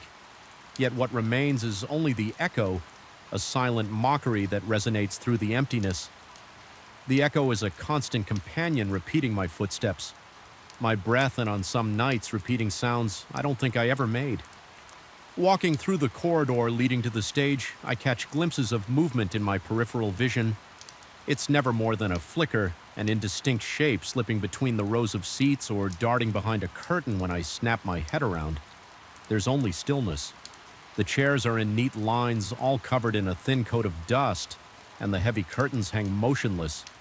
Yet my heart hammers in my chest every time I can't shake the suspicion that someone is tiptoeing behind me, constantly evading the narrow cone of light that stretches from my flashlight on the stage. The boards keck underfoot. The old rigging ropes sway slightly overhead as though disturbed by a faint breeze that I can't feel on my skin. My breath grows ragged whenever I remember the rumors floating around. Rumors that the place is haunted by the unsettled energies of past performers. I never believed in that kind of thing before, but I can't deny that each time I stand on that stage, an oppressive presence seems to loom just beyond the curtains, waiting for me to drop my guard. The worst part is the hush, a silence so thick that even my heartbeat echoes off the chipped paint on the walls. I usually direct my flashlight at the seats in the auditorium, scanning the rows for any sign of intruders. More often than not, that's when I see it, a brief silhouette shifting near the main aisle. My pulse spikes and my breath catches in my throat. I'll train my light on the spot, see nothing but dusty upholstery, yet feel a near suffocating certainty that I've just missed. Catching whoever or whatever it was, a pang of nausea knots my stomach. Sometimes the sensation of not being alone is so intense that I whisper under my breath, demanding that the presence reveal itself. Whenever I do, a strange hush falls, as if the air is holding its breath. The tension becomes unbearable. I sense a response that doesn't quite form words but resonates in the hollow spaces of my mind, like an echo of my own voice. Twisted by the theater's acoustics, once I've finished my routine in the main hall, I climb the narrow staircase to the balcony. There are 2 sets of stairs leading up, one to the cheap seats and another to the principal box. The principal box is always my last stop because it's where I hear the faint murmurs as night after night. I follow that spectral sound only to find myself confronted by emptiness. The velvet seats up there are rotted and frayed, and the place has the stale odor of an attic forgotten for decades. The moment I step onto the balcony, I feel a coldness that surpasses the rest of the theater's chill. penetrating through my jacket and nestling against my bones. The hairs on my arms stand rigid. My flashlight illuminates the void, revealing only dusty floors and battered seats, yet that barely there murmuring persists. Hovering at the edge of my hearing, a muted conversation impossible to decipher. I recall one particular night when the sky outside was a sickly orange from the city's light pollution. The hallway leading to the principal box seemed more claustrophobic than usual. My mouth was so dry I could taste the dust on the back of my tongue. The sensation that someone was directly behind me was so overwhelming that I spun around, flashlight swinging wildly in the gloom. The air moved behind me, or so I believed. My heart pounded so hard that I swore it might burst. Then just beyond my range of vision, there was a nearly inaudible shuffle. For the longest moment, I stood paralyzed. My skin burned hot and cold at the same time. Every logical part of me insisted I was alone. Yet the primal fear coursing through my body said otherwise. I felt a faint brush of air against the side of my neck, and every muscle in me went rigid. My arm jerked, the flashlight beam quivering across the walls by the time I gathered the courage to aim. It behind me again, only stale air occupied that space. My insomnia grew from that point onward. It's not that I couldn't sleep because of the job's irregular hours, rather. It was the knowledge that each evening I would return and confront those intangible presences lurking in the corners of my vision. I tried talking to a colleague who briefly helped with the theater's security before quitting. He implied that he'd also heard strange things, though he laughed it off, saying maybe the old building was just settling. He claimed to have no recollection of seeing shapes or silhouettes, but something in his eyes hinted that he was holding back. He left me with a vague warning that it was easy to let one's imagination run wild in a place so layered with history and isolation, determined to retain my sanity. I began a personal routine, walking slowly up and down every aisle, shining my flashlight at each seat, scanning methodically and gently pushing aside the curtains in the backstage area to confirm nothing was hidden there. I would then double-check the sound equipment, which was half dismantled and covered in thick plastic sheets. The wires snaked across the floor, reminding me of black tendrils coiling in the darkness. The reverb of my own shuffling steps in the audio booth became an almost demonic resonance, as though the room itself groaned in agitation each time my flashlight flickered. A common occurrence with these old batteries, I found myself sweating, my heartbeat pounding behind my eyes. Convinced I was about to see something that defied explanation, even when the light steadied. The fear lingered like a dense fog around me, but it was the principal box that refused to let me rest. Night after night, the faint murmuring continued, sometimes accompanied by light rustling sounds as if fabric were dragging across the floor. I started to question whether my mind was playing tricks. Was it the building's acoustics? Some small critter nesting behind the walls, making sounds that I interpreted as voices. I hoped for a rational explanation, but each new night chipped away at my skepticism. The murmurs grew less random, almost rhythmic. Sometimes I caught the distinct rise and fall of what might have been a voice too distant to parse words, but undeniably human in cadence. Yet I found no footprints in the dust, no signs of entry, no scattered trash that might indicate squatters. The seats were always undisturbed, save for the thickening dust. One evening after a particularly grueling day, I decided to confront the mystery directly.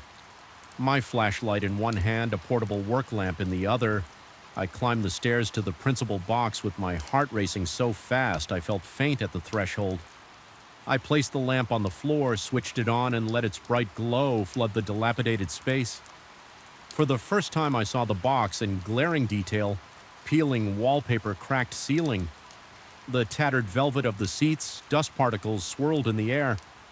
Illuminated in sharp detail by the lamp's beam, the murmuring stopped abruptly as if startled by my intrusion. I stood there, each breath jagged, waiting for my ears to adjust to the sudden hush. My whole body was trembling and sweat dripped down my temples. I strained to hear even the faintest hint of that voice, but the silence remained absolute. Then out of the stillness, I perceived an echo of my own labored breathing. It wasn't a mere reflection of sound. It carried an alien quality that both resembled my breath and simultaneously distorted it into something else. It felt like a presence actively imitating me as though mocking my fear. My throat went tight and a surge of panic seized me. Everything within me screamed to flee the box, to run down the stairs and out the door. Yet some stubborn part of me refused. I inched forward the lamp, casting my long, trembling shadow across the decaying seats. My mind buzzed with possibilities, each more horrifying than the last.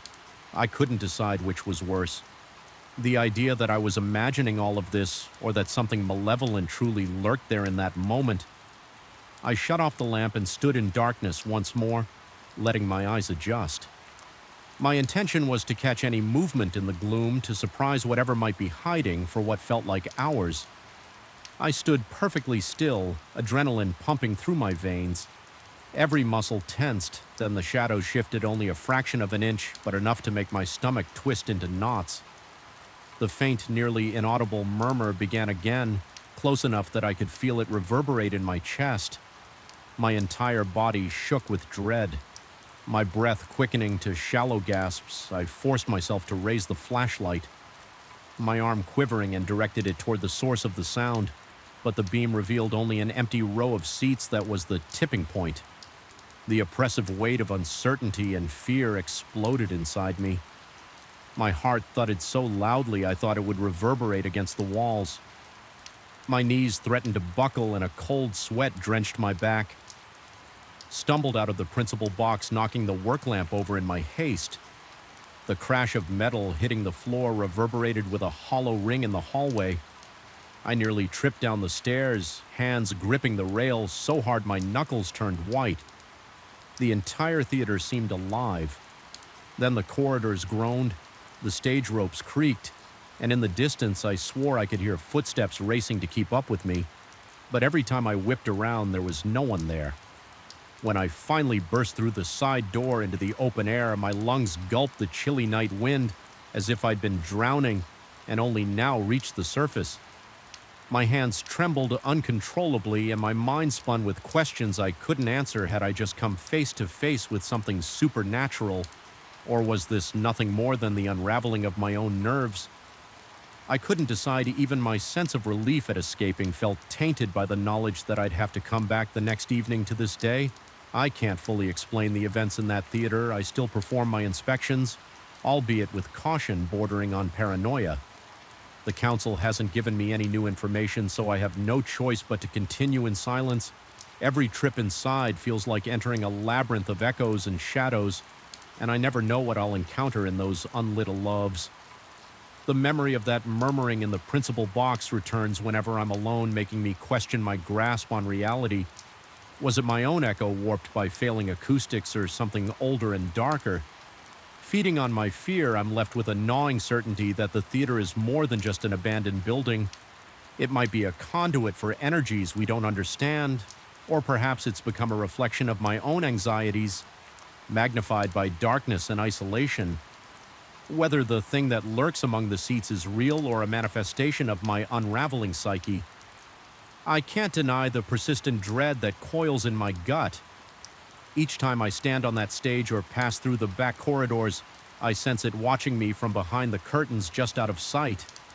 Every rustle of fabric, every creak of the floorboards, even the echo of my own breath becomes a harbinger of something that should not be. And so I remain locked in this unsettling dance with an invisible partner, uncertain if my next step will reveal the truth or push me deeper into the darkness. Whatever lies in the shadows of that forsaken theater, it has made its claim on me, and no amount of flickering flashlight beams can banish the haunting presence. I feel each night I still remember the first time the elevator door slid open on the 9th floor, revealing that darkened corridor soaked in an unsettling hush. There was something off about the air itself, thick as though it was resisting every step I took. The overhead lighting in that south wing triggered by motion. Sensors flickered and hummed erratically, creating the sensation that the building was resisting my presence as much as I was dreading it. Even before I stepped out, my pulse was already racing and every breath felt labored. That night was only my second week on the job, and it marked the moment I realized that the building with all its mid-century grandeur and neglected hallways was more than just an old commercial structure. It was a place where the past lingered, seemingly refusing to let go of the present, and where something unseen might be watching. I work as a night watchman from 10 at night until 6 a.m. The building itself dates back to the 1950s, and most of the original interior remains intact in the older, less frequently used sections. Each evening, I collect my flashlight, secure my keyring, and mentally prepare for 8 hours of strolling through a place that feels like it has never fully adapted to the modern world. On any given night, the majority of the floors are empty, with only one or two occasionally occupied by IT staff or people burning the midnight oil on urgent projects, apart from those few individuals who usually keep to themselves in their offices. The entire building belongs to me and my imagination. For those late hours, it didn't take long for me to notice that the 9th floor was different. The first time I felt it was during my routine rounds. I stepped onto the floor, shining my flashlight along the corridor. The faint glow revealed tarnished metal handrails, chipped paint on the door frames, and the once polished wooden panels that lined the walls. A strange hush followed me as I walked, but from the corner of my eye I kept seeing flickers of light where no movement should have triggered them. My heartbeat quickened. My skin prickled. I tried to ignore it. At first, chalking it up to old wiring or faulty sensors. However, each subsequent visit confirmed the same pattern. The lights flickered as though something darted from office to office. I told myself it was an electrical glitch, but deep down I could feel a tightening in my chest and a dryness in my throat whenever I approached that south corridor, like my body was responding to a threat. Before my mind could process it, during one round I had paused in front of a locked office to check my clipboard. Verifying the door was indeed secure in that moment, I caught a glimpse of a shadow passing behind the frosted glass window set into the wooden door. It was quick, just a dark silhouette crossing from one side to the other. My muscles tensed. My palms grew clammy and I felt a chill trickle along my spine. After a moment of shock, I tried the door handle, finding it locked as expected. I stepped back, heart pounding against my ribcage, breath coming in shallow bursts. I checked the security system on my phone for any record of entry. There was nothing. Not just that night. No one had swiped into that floor for the entire week. Aside from me, the next day I mentioned it to my supervisor, indirectly reporting that perhaps the sensor logs weren't updating properly, or there was some malfunction with the door. He accompanied me to the office and we unlocked it together under the glare of fluorescent lights. The following afternoon, everything was pristine. No footprints, no sign of forced entry. My supervisor took notes and suggested the system might need an update, but his dismissive shrug hinted he believed I was just imagining things.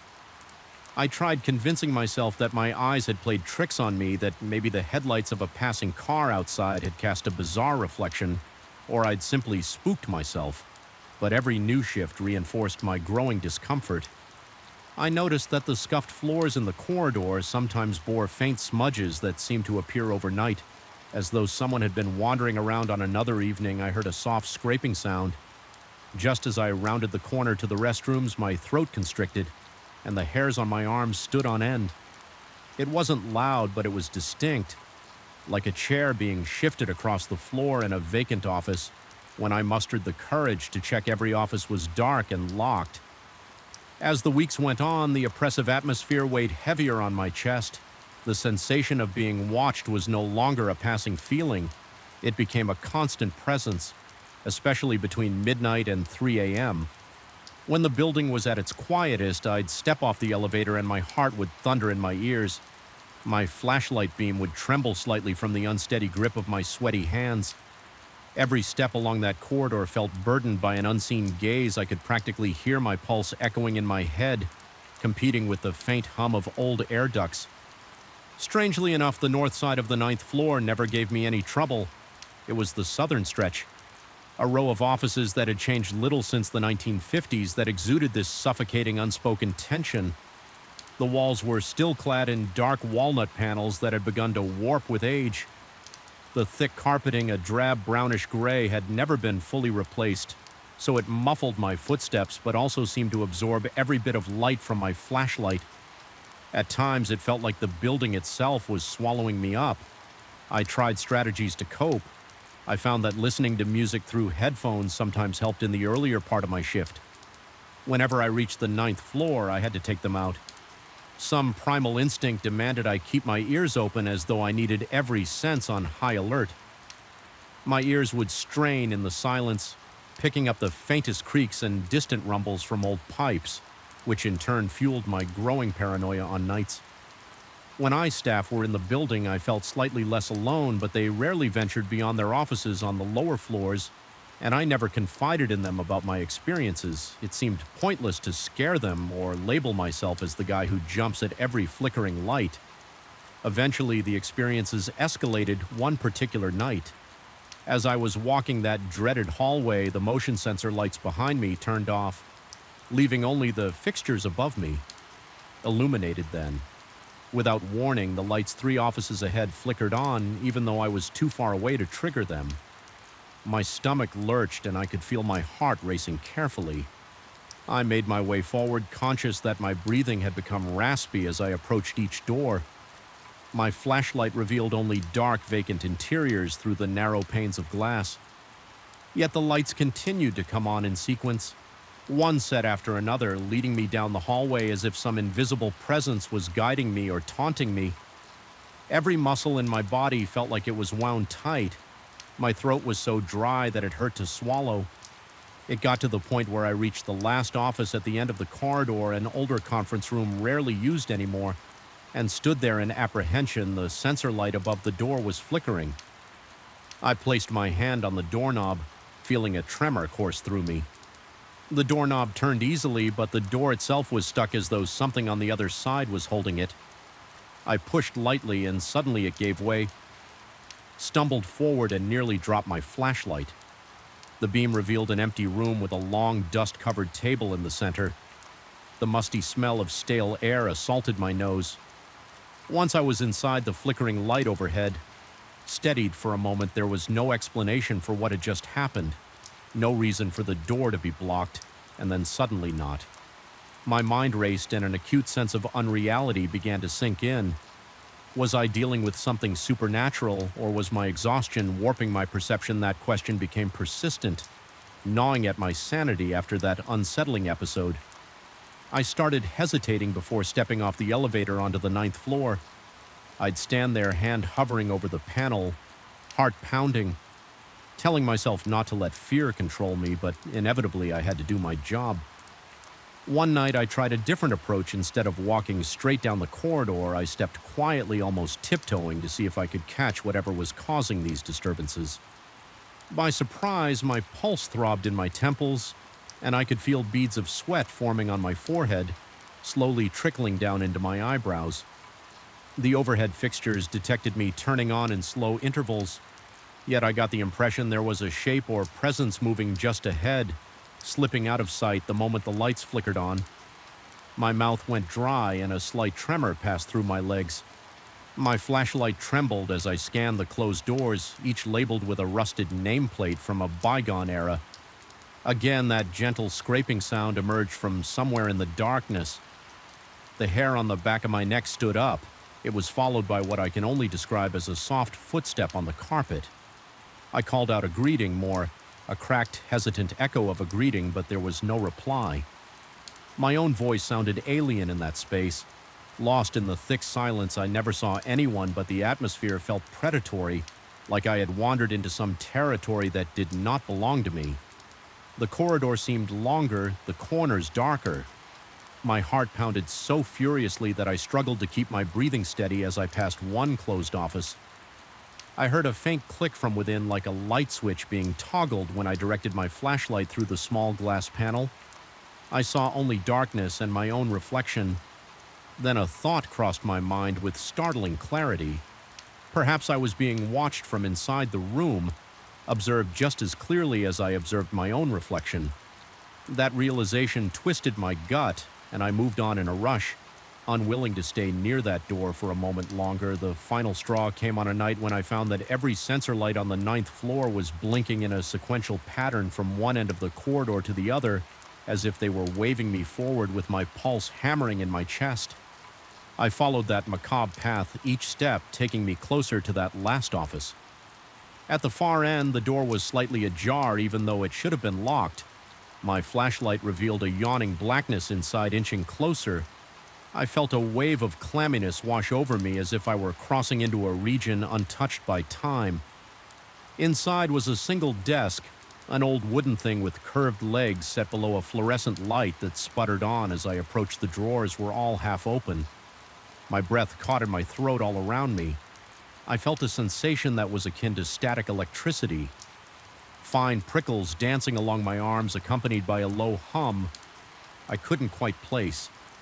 It felt like the building itself was alive, swelling and contracting with each of my hesitant breaths. In the suffocating hush, I discovered an old key resting on the desk's surface. It was heavier than modern keys, with an ornate bow, the metal tarnished with age. I could feel my heart pounding behind my ears as I held it. Something in my mind whispered that this key unlocked more than a door.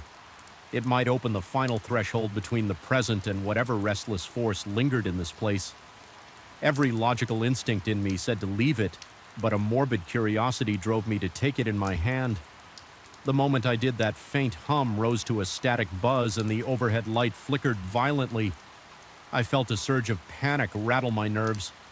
My breathing turned shallow, and the entire corridor behind me seemed to darken at once, as though the sensors had collectively failed.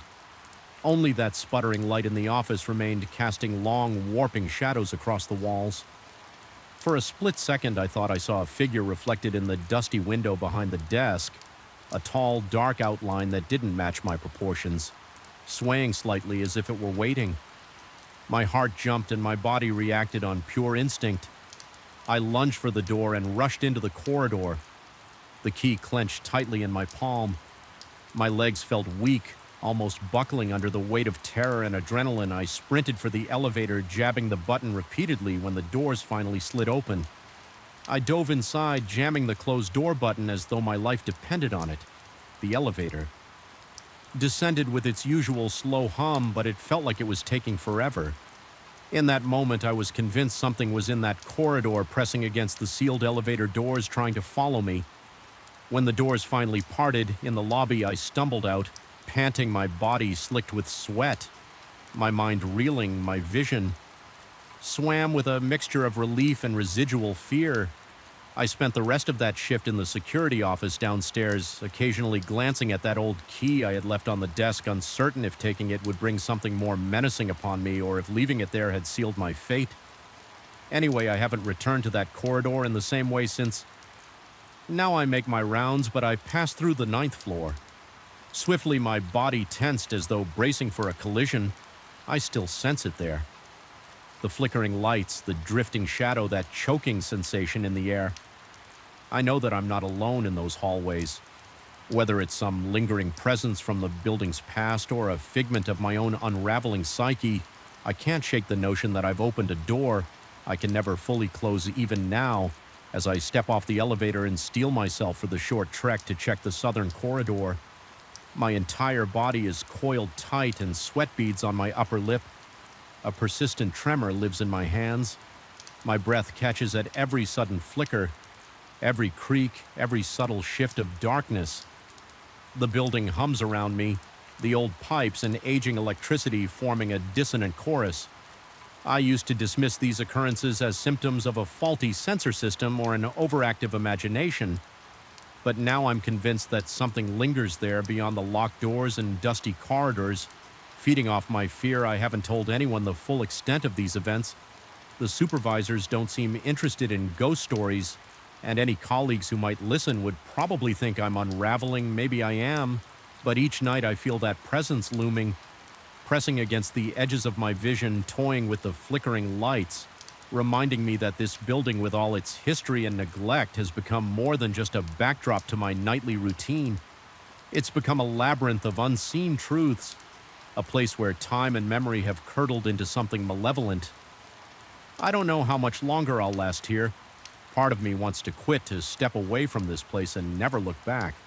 But another part, that same morbid curiosity that made me pick up that key, insists on pressing forward.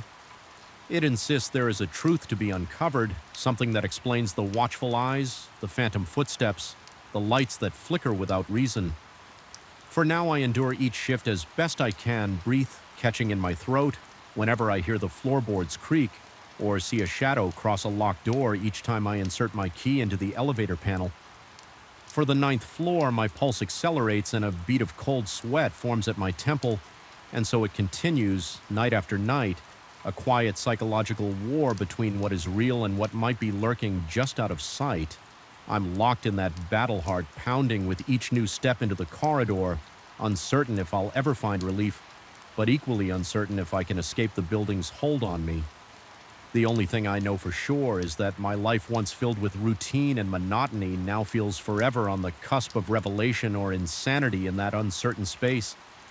I wait night after night, listening to the faint hum of the lights as they flicker on and off, reminding me that something waits in the darkness, something that's made a home in the stale air and shadowed halls of that looming 9th floor. The moment I first stepped into that gutted restaurant, I felt an unsettling heaviness in the air that refused to dissipate. The floor was scattered with planks of wood-chipped tiles and half-open cans of paint, all of which gave off a sharp chemical odor that reminded me of too many late shifts on construction sites. Something about this place made me feel instantly uneasy, like I'd walked into a room where a terrible argument had just taken place. The lights overhead were dim, flickering annoyingly as if they might go out at any second. And despite the stale air, I could almost sense the ghost of bustling activity, like echoes of clanging pots, sizzling pans, and the low murmur of conversations that had once filled this space. There was a biting edge to the silence, now broken only by the faint hum of the stripped wiring in the walls. It was an atmosphere charged with tension, as though the building itself was holding its breath, waiting for something or someone to stir. I had been hired to watch over the place at night to ensure that no one broke in to steal the tools and materials left behind by the renovation crew. It was supposed to be a simple job show up when everyone else was leaving. Walk the perimeter every hour or so and keep an eye on the equipment. I wasn't even required to stay in one spot. In theory, I could have sat in my car outside, but I had instructions to make. Sure, no one was lurking around inside, especially in the kitchen area where the most expensive gear was stored. The pay was good enough for me to accept the weird hours, plus I told myself I'd seen stranger gigs, like the time I had to guard a vacant office building that had a broken elevator that kept opening on its own. I tried to brush off my initial apprehension as nerves. Still, something about the emptiness of that restaurant and its darkened corridors kept my skin crawling. The first few nights were tedious but mostly quiet.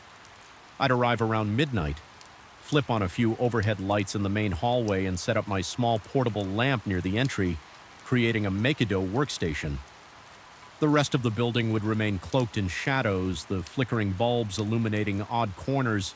In a way that played tricks on my eyes, about 2 hours into the shift, I'd begin hearing those soft knocks coming from the direction of the old walk-in freezer. It sounded so distinctly like knuckles, rapping on a solid wall talk that I couldn't blame it on machinery or the typical pops and groans of a settling building.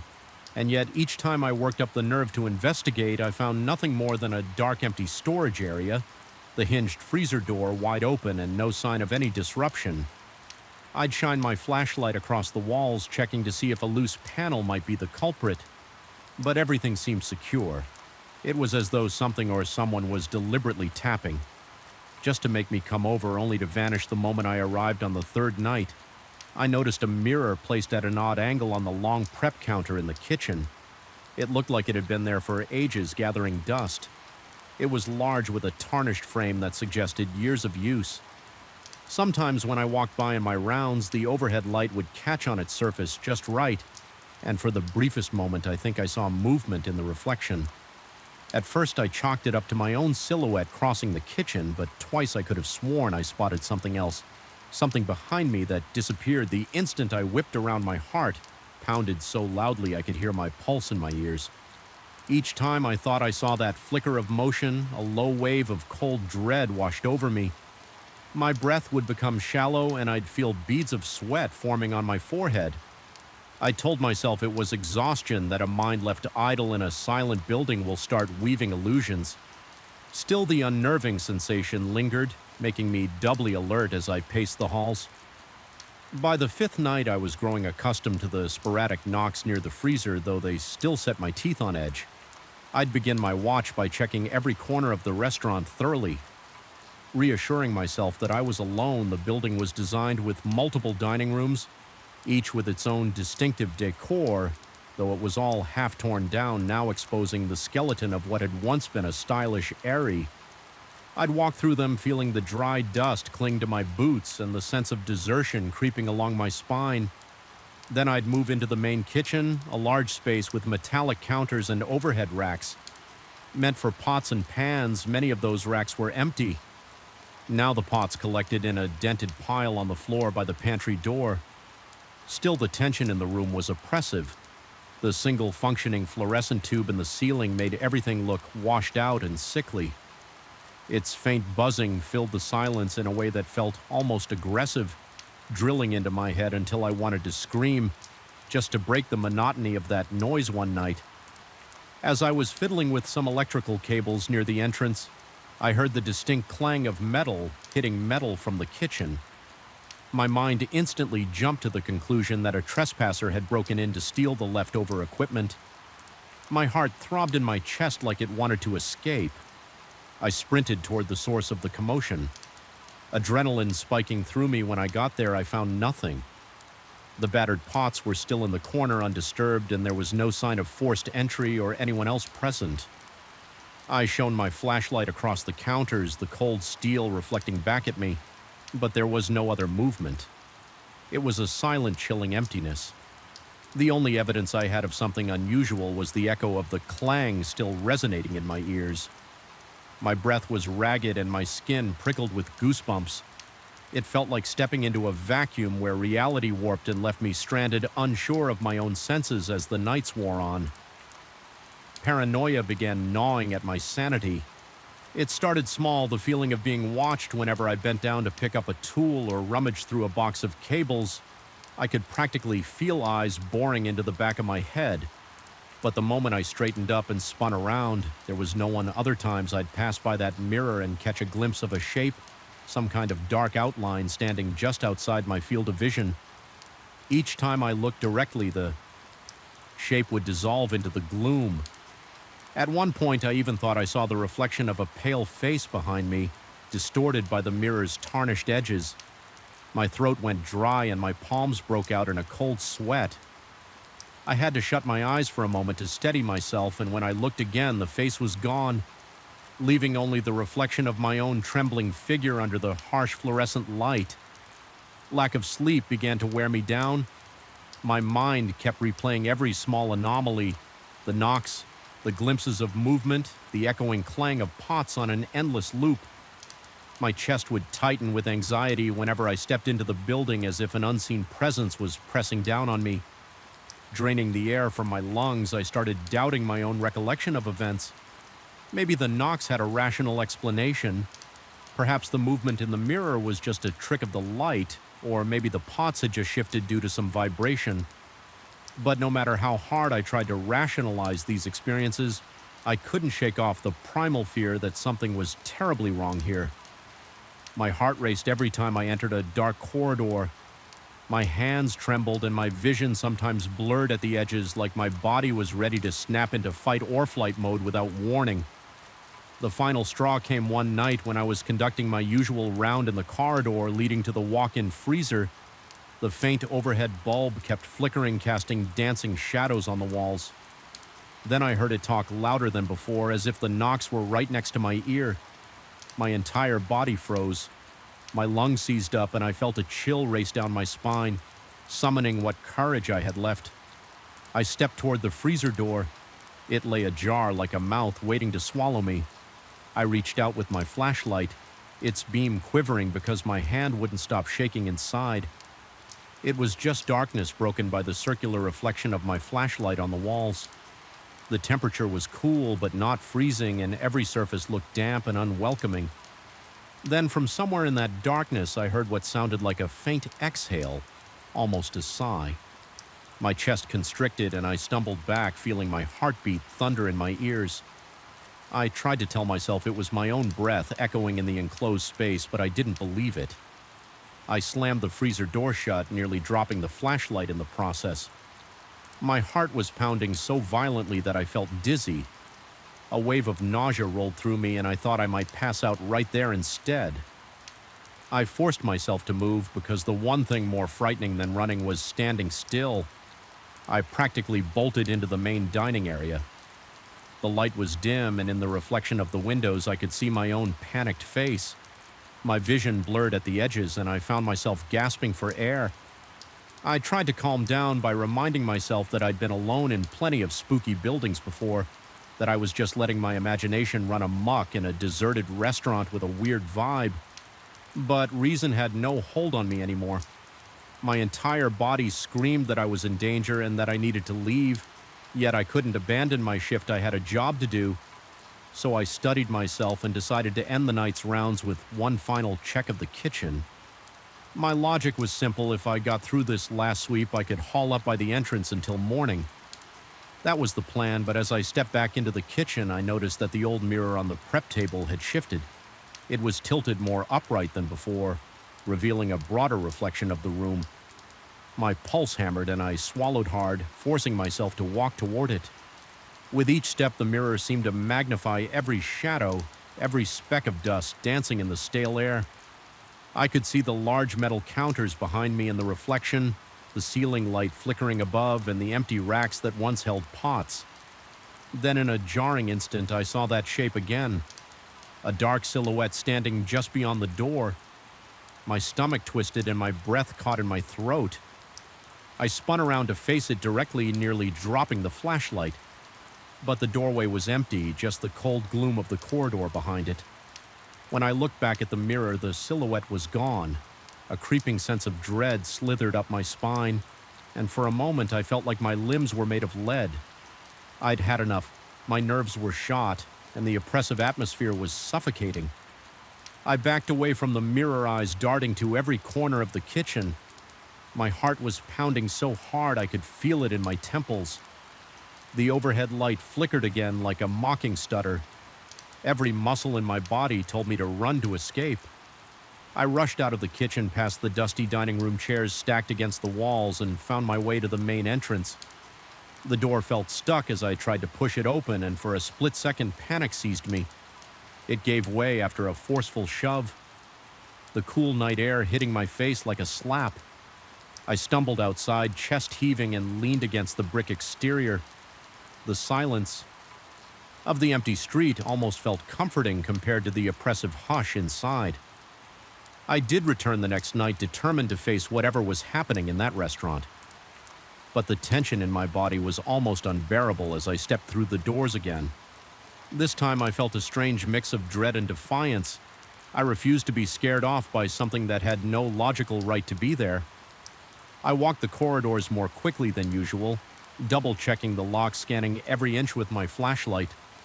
The knocks near the freezer returned, but I refused to respond. The old mirror remained on the table, reflecting only my own tense face when I dared to glance at it. Eventually, the shift ended and I stepped out at dawn, feeling battered but oddly victorious. I had faced the swirling shadows, the eerie knocks, and the relentless paranoia, and I had survived physically at least. Yet even now, the memory of that place clings to my mind like a film of grime. Every time I shut my eyes, I recall the shape in the mirror, the echoing clang of unseen pots, and the horrifying certainty that something there was reaching out from the darkness. I'm left with questions that refuse to settle. Was it all just stress, the product of an anxious mind left alone in a husk of a building? Or was there genuinely some presence lurking among the hollow walls? Feeding on my fear, I have no definitive proof, only the echoing memories that make my skin prickle even in broad daylight. Sometimes I catch myself wondering if the next night I have to watch over an empty building, I'll face a similar presence. The possibility sends shivers down my spine, but I keep going because I have no choice. The real horror isn't what we see or think we see in the dark.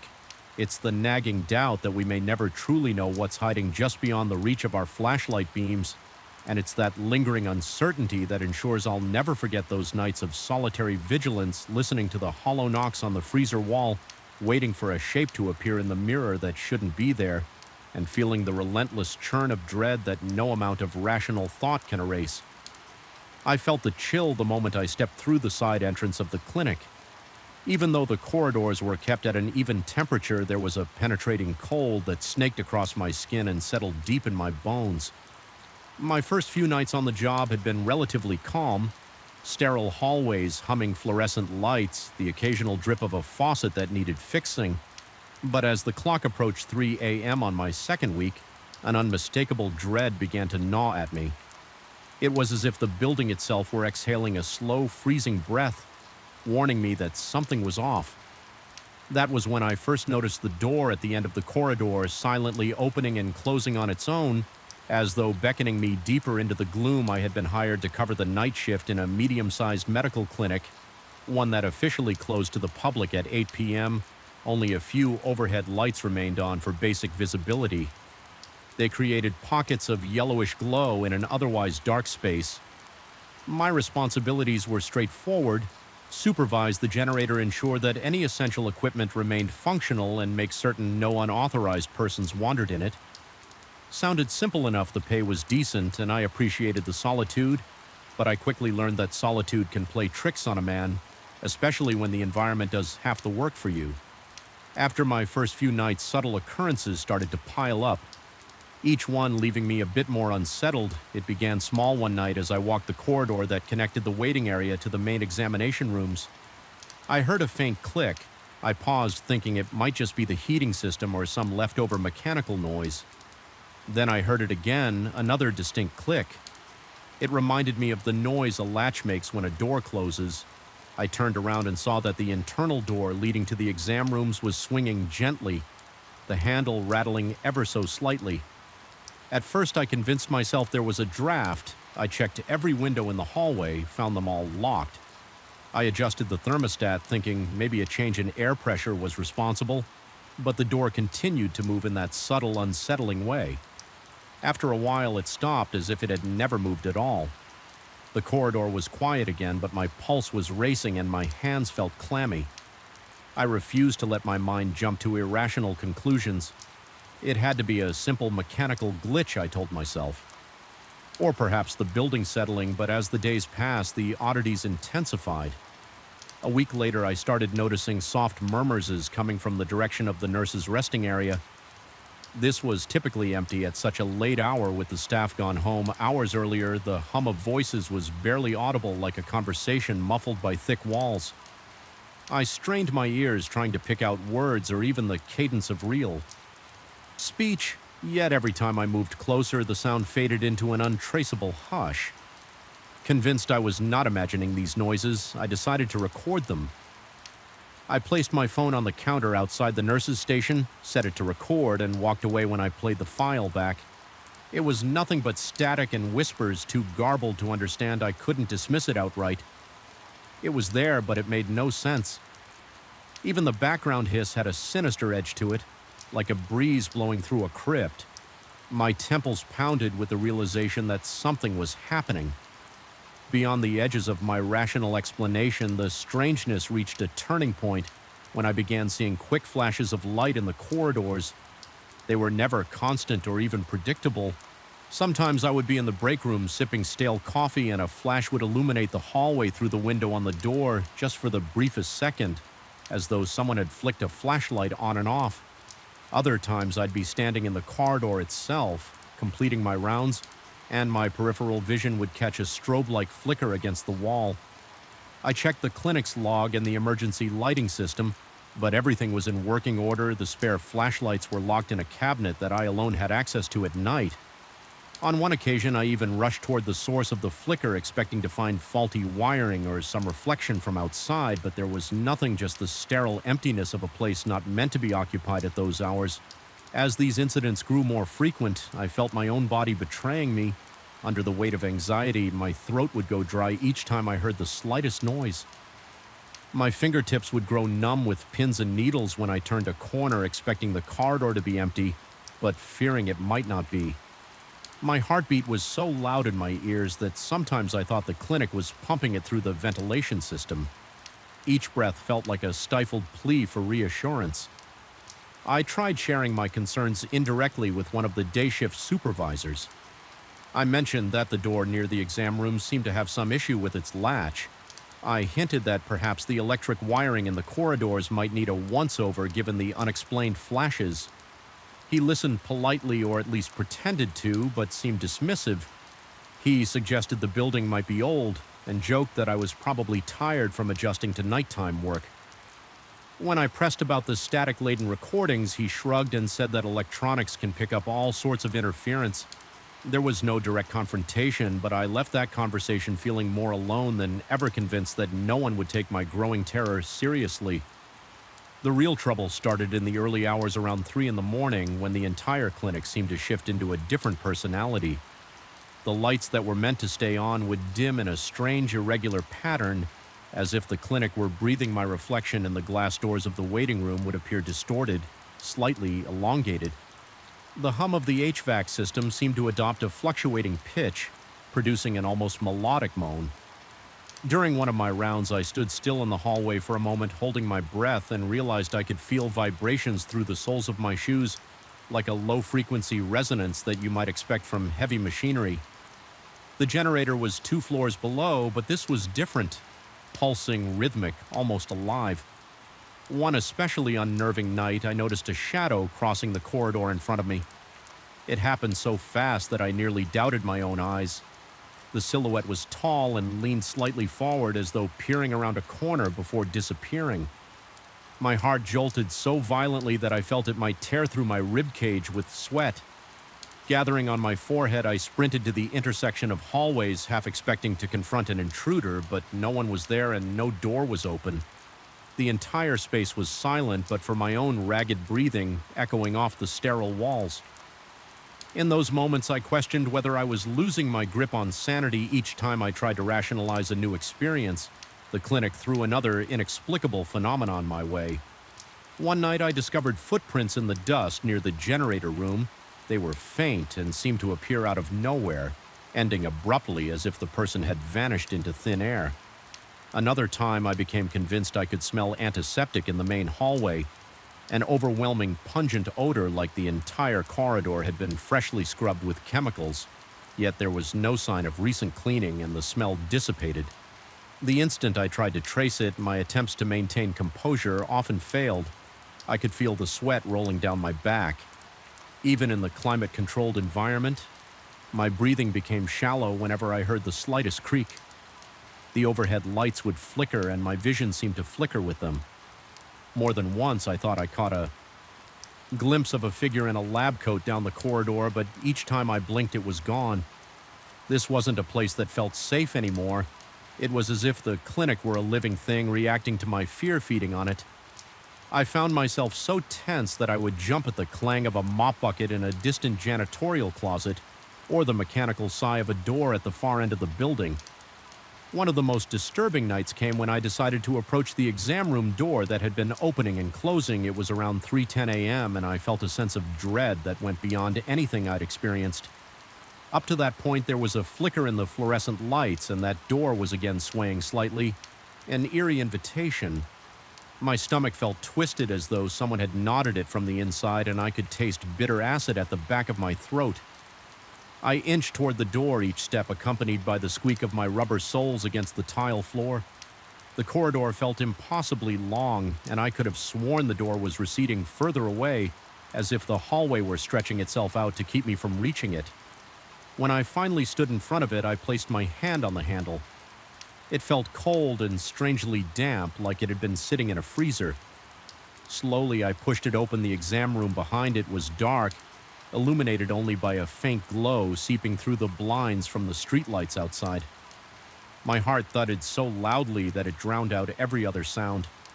The room seemed empty, just an examination table, a sink, some cabinets for medical supplies. I stepped inside, convinced I would find nothing but a draft or maybe a misaligned hinge.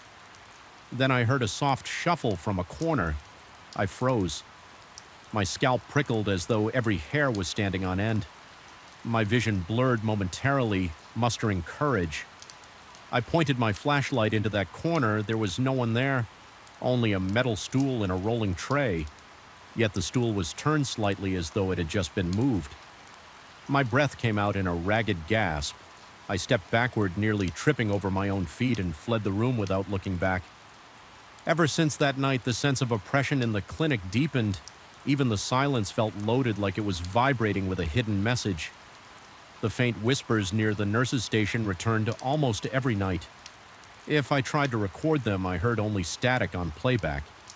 The door at the end of the hallway kept swaying. Even after I tightened its screws, the corridor lights sometimes blinked in what felt like a deliberate sequence, not just random power fluctuations. Worse, I would occasionally catch a reflection of movement in the polished floor tiles. When I was positive I was the only one in that hallway, my hands would shake involuntarily. Whenever I tried to steady my flashlight, I began to doubt my own senses to the point where I feared turning corners or opening doors. The anticipation of seeing something impossible, some figure crouched against the wall or a silent shape standing in the middle of a room, ate at me. Every moment I told myself I was just paranoid, that the job was too solitary, that perhaps my mind was conjuring illusions out of stress. But the physical manifestations, the temperature drops, the swaying doors, the footprints, the hushed voices refused to let me cling to rationality on my final night working there. I felt an overwhelming urge to confront whatever was lurking in those corridors. I couldn't endure the silent torment anymore. As 3 a.m. rolled around, I forced myself to walk the entire clinic, from the empty waiting room to the supply closets, from the exam rooms to the far corners of the basement near the generator. The deeper I went, the heavier my limbs felt. My heart was pounding so fiercely that spots danced in my peripheral vision. The overhead lights seemed to flicker in rhythm with my pulse. Each corridor felt more oppressive than the last, and the air had an indescribable weight, as if I were wading through a tangible darkness. When I reached the generator room, I felt a sudden wave of nausea. The door was ajar, and I heard a low droning sound coming from inside. Not just the hum of the generator, but something layered beneath it. My scalp tingled and a cold sweat erupted on my forehead, summoning what little courage I had left. I entered the generator's status lights, blinked as normal, but the corners of the room were swallowed in shadow. I'm not sure what I expected to find: a person, a trick of the light, some hidden speaker. Instead, I was confronted by an almost crushing sense of presence. My lungs constricted and my breathing became ragged. The walls seemed to close in for a moment. I thought I might pass out from sheer terror. Then in a single blink, the sensation vanished. The droning stopped. The room was simply a room again, lit by a single overhead bulb, but my entire body was shaking and I knew I couldn't stay in that place any longer.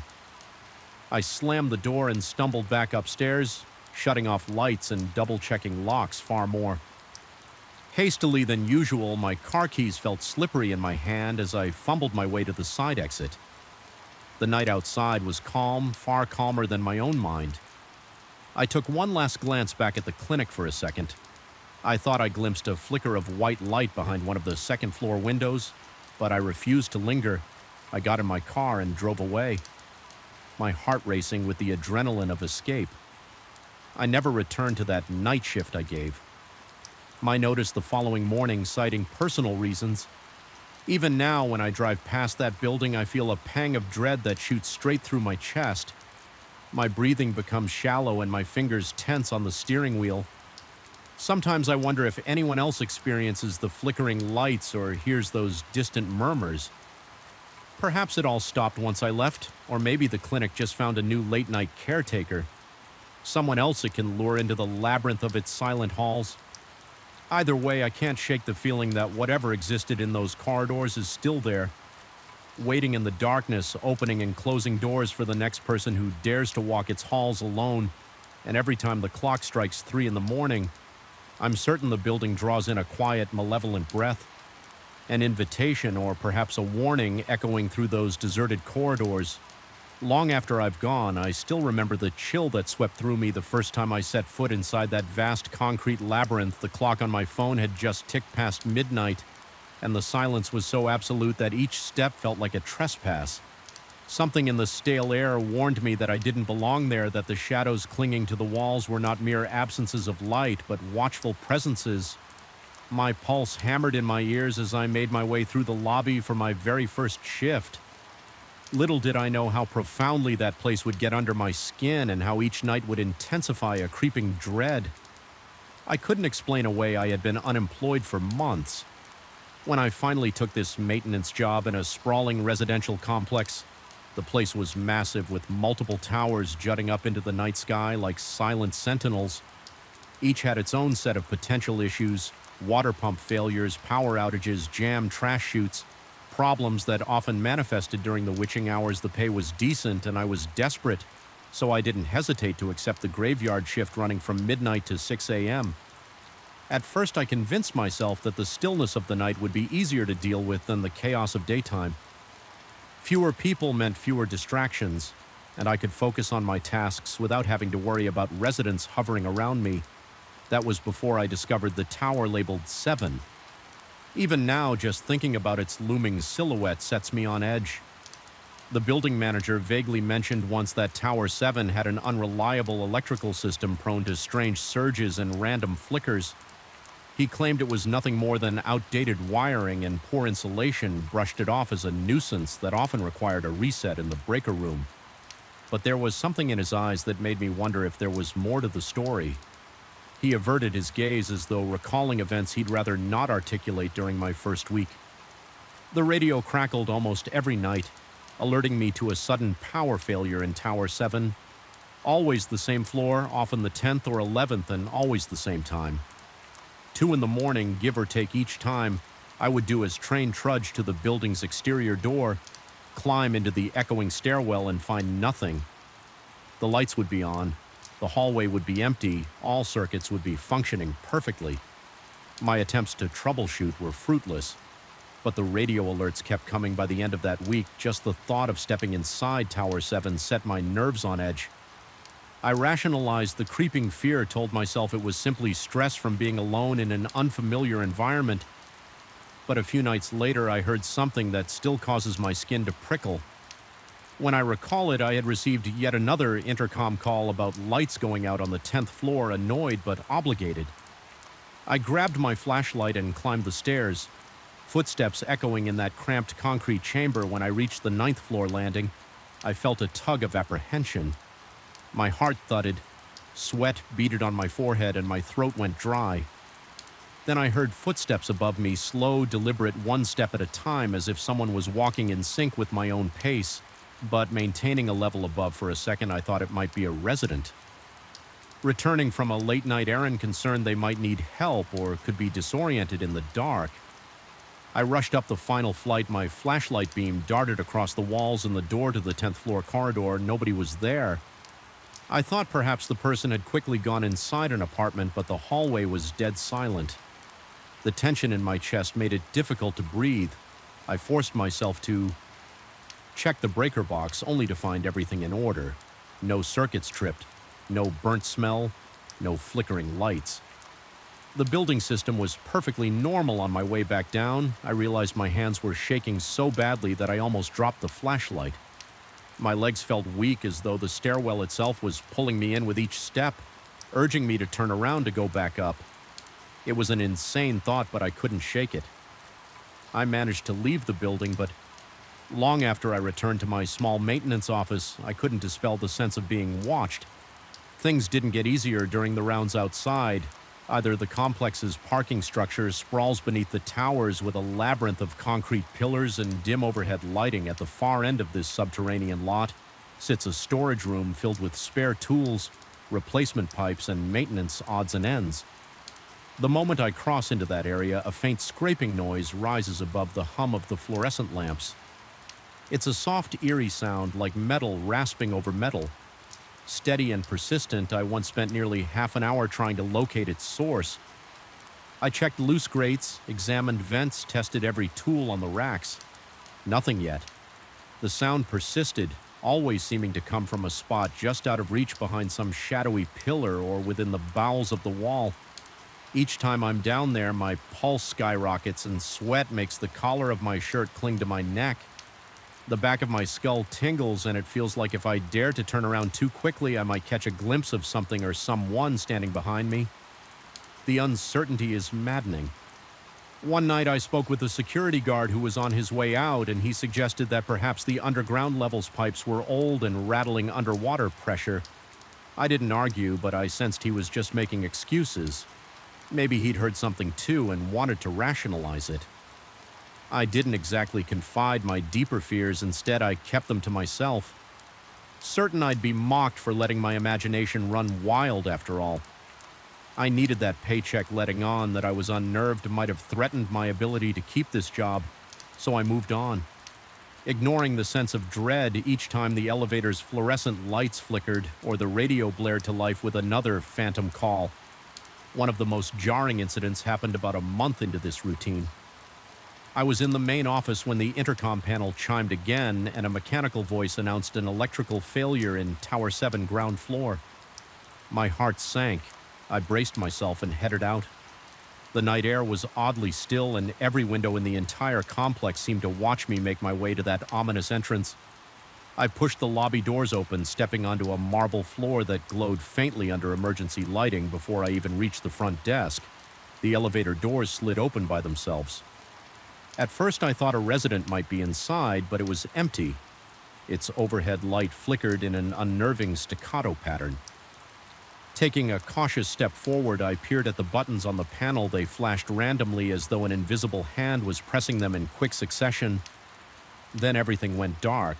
I felt my breath catch and a cold wave washed over me, the kind you get when terror grips your throat and refuses to let go. A moment later, the lights returned as if nothing had happened, trying to remain logical. I reasoned that the old wiring was at fault, but my body refused to accept that simple explanation. My palms were clammy and my knees wobbled as I decided to head to the electrical room on the 10th floor to check the breakers. This time I chose the elevator both to save time and to confront my fear. The ride was excruciatingly slow. The lights in the elevator flickered periodically, and with each flicker, the reflection in the stainless steel walls seemed to shift, almost as if it showed not just me, but some blurred outline standing behind me. I avoided looking too closely, focusing on my own ragged breathing. When the doors opened, I jumped out, half expecting to see the hallway plunged in darkness, yet everything was illuminated in a soft, almost comforting glow. My relief was short-lived, though, because the silence pressed in on me from every angle. It felt unnatural, like the floor itself was holding its breath. The breaker room was a small closet at the end of the corridor. Opening the metal door produced a shrill creak that reverberated so loudly I nearly yelped inside. I inspected the breakers one by one, all normal, no surges, no triggers. My heart pounded so violently that I felt it in my temples. Then from somewhere behind me I heard that dragging footstep again. It was faint, a soft scuff on the linoleum. My entire body went rigid, and I could barely muster the courage to pivot. When I finally did, flashlight raised, there was only a vacant hallway. Still, the air felt charged, like an invisible presence was standing inches away, challenging me to take a single step in its direction. I couldn't stand there any longer. I bolted for the stairs, ignoring the wave of vertigo that nearly made me stumble each flight down. I heard something following me, not a person, but more like a whisper of motion at the corner of my perception. My own breathing sounded thunderous in my ears, and my throat was so tight it hurt. By the time I reached the ground floor, my uniform was drenched in sweat. Unexpectedly, the elevator was waiting with its doors open, lights steady as ever. There was no sign of malfunction. The lobby was perfectly quiet, the overhead lamps humming softly. It was almost serene in a daze. I stepped outside my chest, heaving as I gulped the cool night air. That was the moment I realized whatever was happening wasn't purely electrical. Something was toying with me, maybe testing my limits. I stood there trying to regain my composure, but a sensation of being watched from inside the building forced me to keep moving. I returned to the underground parking partly to check the boilers and partly to avoid the eerie emptiness of the towers. Once there, I felt compelled to investigate the scraping noise. Once more, I headed toward that far corner near the storeroom. As I approached, the fluorescent lights overhead buzzed louder. My nerves were already shot, so every minor sound set me on edge, making my pulse jump erratically. The scraping was there, faint and rhythmic. I followed it around a row of shelves stacked high with boxes of spare parts. The noise intensified suddenly. The room felt colder, as though all warmth had been siphoned out. My stomach churned as I circled a heavy metal cabinet. That's when I saw a flicker of movement out of the corner of my eye. I whipped the flashlight toward it, but saw nothing. Besides my own reflection in a dented metal panel, my mind insisted something had just been there, a shape or a silhouette that moved away the instant I turned my head. The scraping sound abruptly stopped, leaving a jarring silence that felt even more ominous. I stood there, heart pounding so violently it felt like it might burst. Time became a blur. It could have been seconds or several minutes before I gathered the courage to shine my flashlight across the rows of shelves behind the garbage bins and under a large table. Nothing, no occupant, no explanation for the noise. Anxiety gnawed at my insides. I wanted to call someone to ask if they had ever experienced anything similar, but I felt foolish. Who would believe me? Eventually, I forced myself to continue my rounds. My shift ended at 6 o'clock, and the faint glow of dawn found me slumped against the wall of the maintenance office, exhausted and shaken. I tried telling myself that it had been a trying night, that my mind was playing tricks on me. But deep down, I knew the difference between a fatigued imagination and a palpable sense of being hunted. The next week followed a grim pattern. The radio still reported phantom malfunctions in Tower 7. And the moment I stepped into its lobby, odd phenomena would intensify: unexplained footsteps, flickering lights, elevator doors that opened on their own. My reflection and polished surfaces appeared distorted, as if the building itself wanted me to question what was real in the underground garage. That scraping noise grew louder, more frantic, but never allowed itself to be found. My nights became an endless cycle of clenched fists, shallow breathing, and a racing heartbeat. My paranoia skyrocketed to the point where I found myself checking over my shoulder every few seconds. At one point, I even contemplated quitting, but my finances wouldn't allow it. The job, as disturbing as it was, paid well, and I was in no position to walk away. I told myself I would endure it, that I was stronger than any lurking shadows or flickering lights. Yet each night chipped away at my resolve. My dreams became twisted labyrinths where corridors stretched infinitely, and faint footsteps echoed behind me. No matter how quickly I ran one particularly harrowing night, I confronted the tension head-on. Another alert from Tower 7, ground floor lighting failure with sweat already forming on my forehead. I entered that despised lobby the second I stepped inside. Every single bulb dimmed until the entire entrance was bathed in a faint orange glow. The elevator lights flickered, an unsteady beacon that felt more mocking than helpful.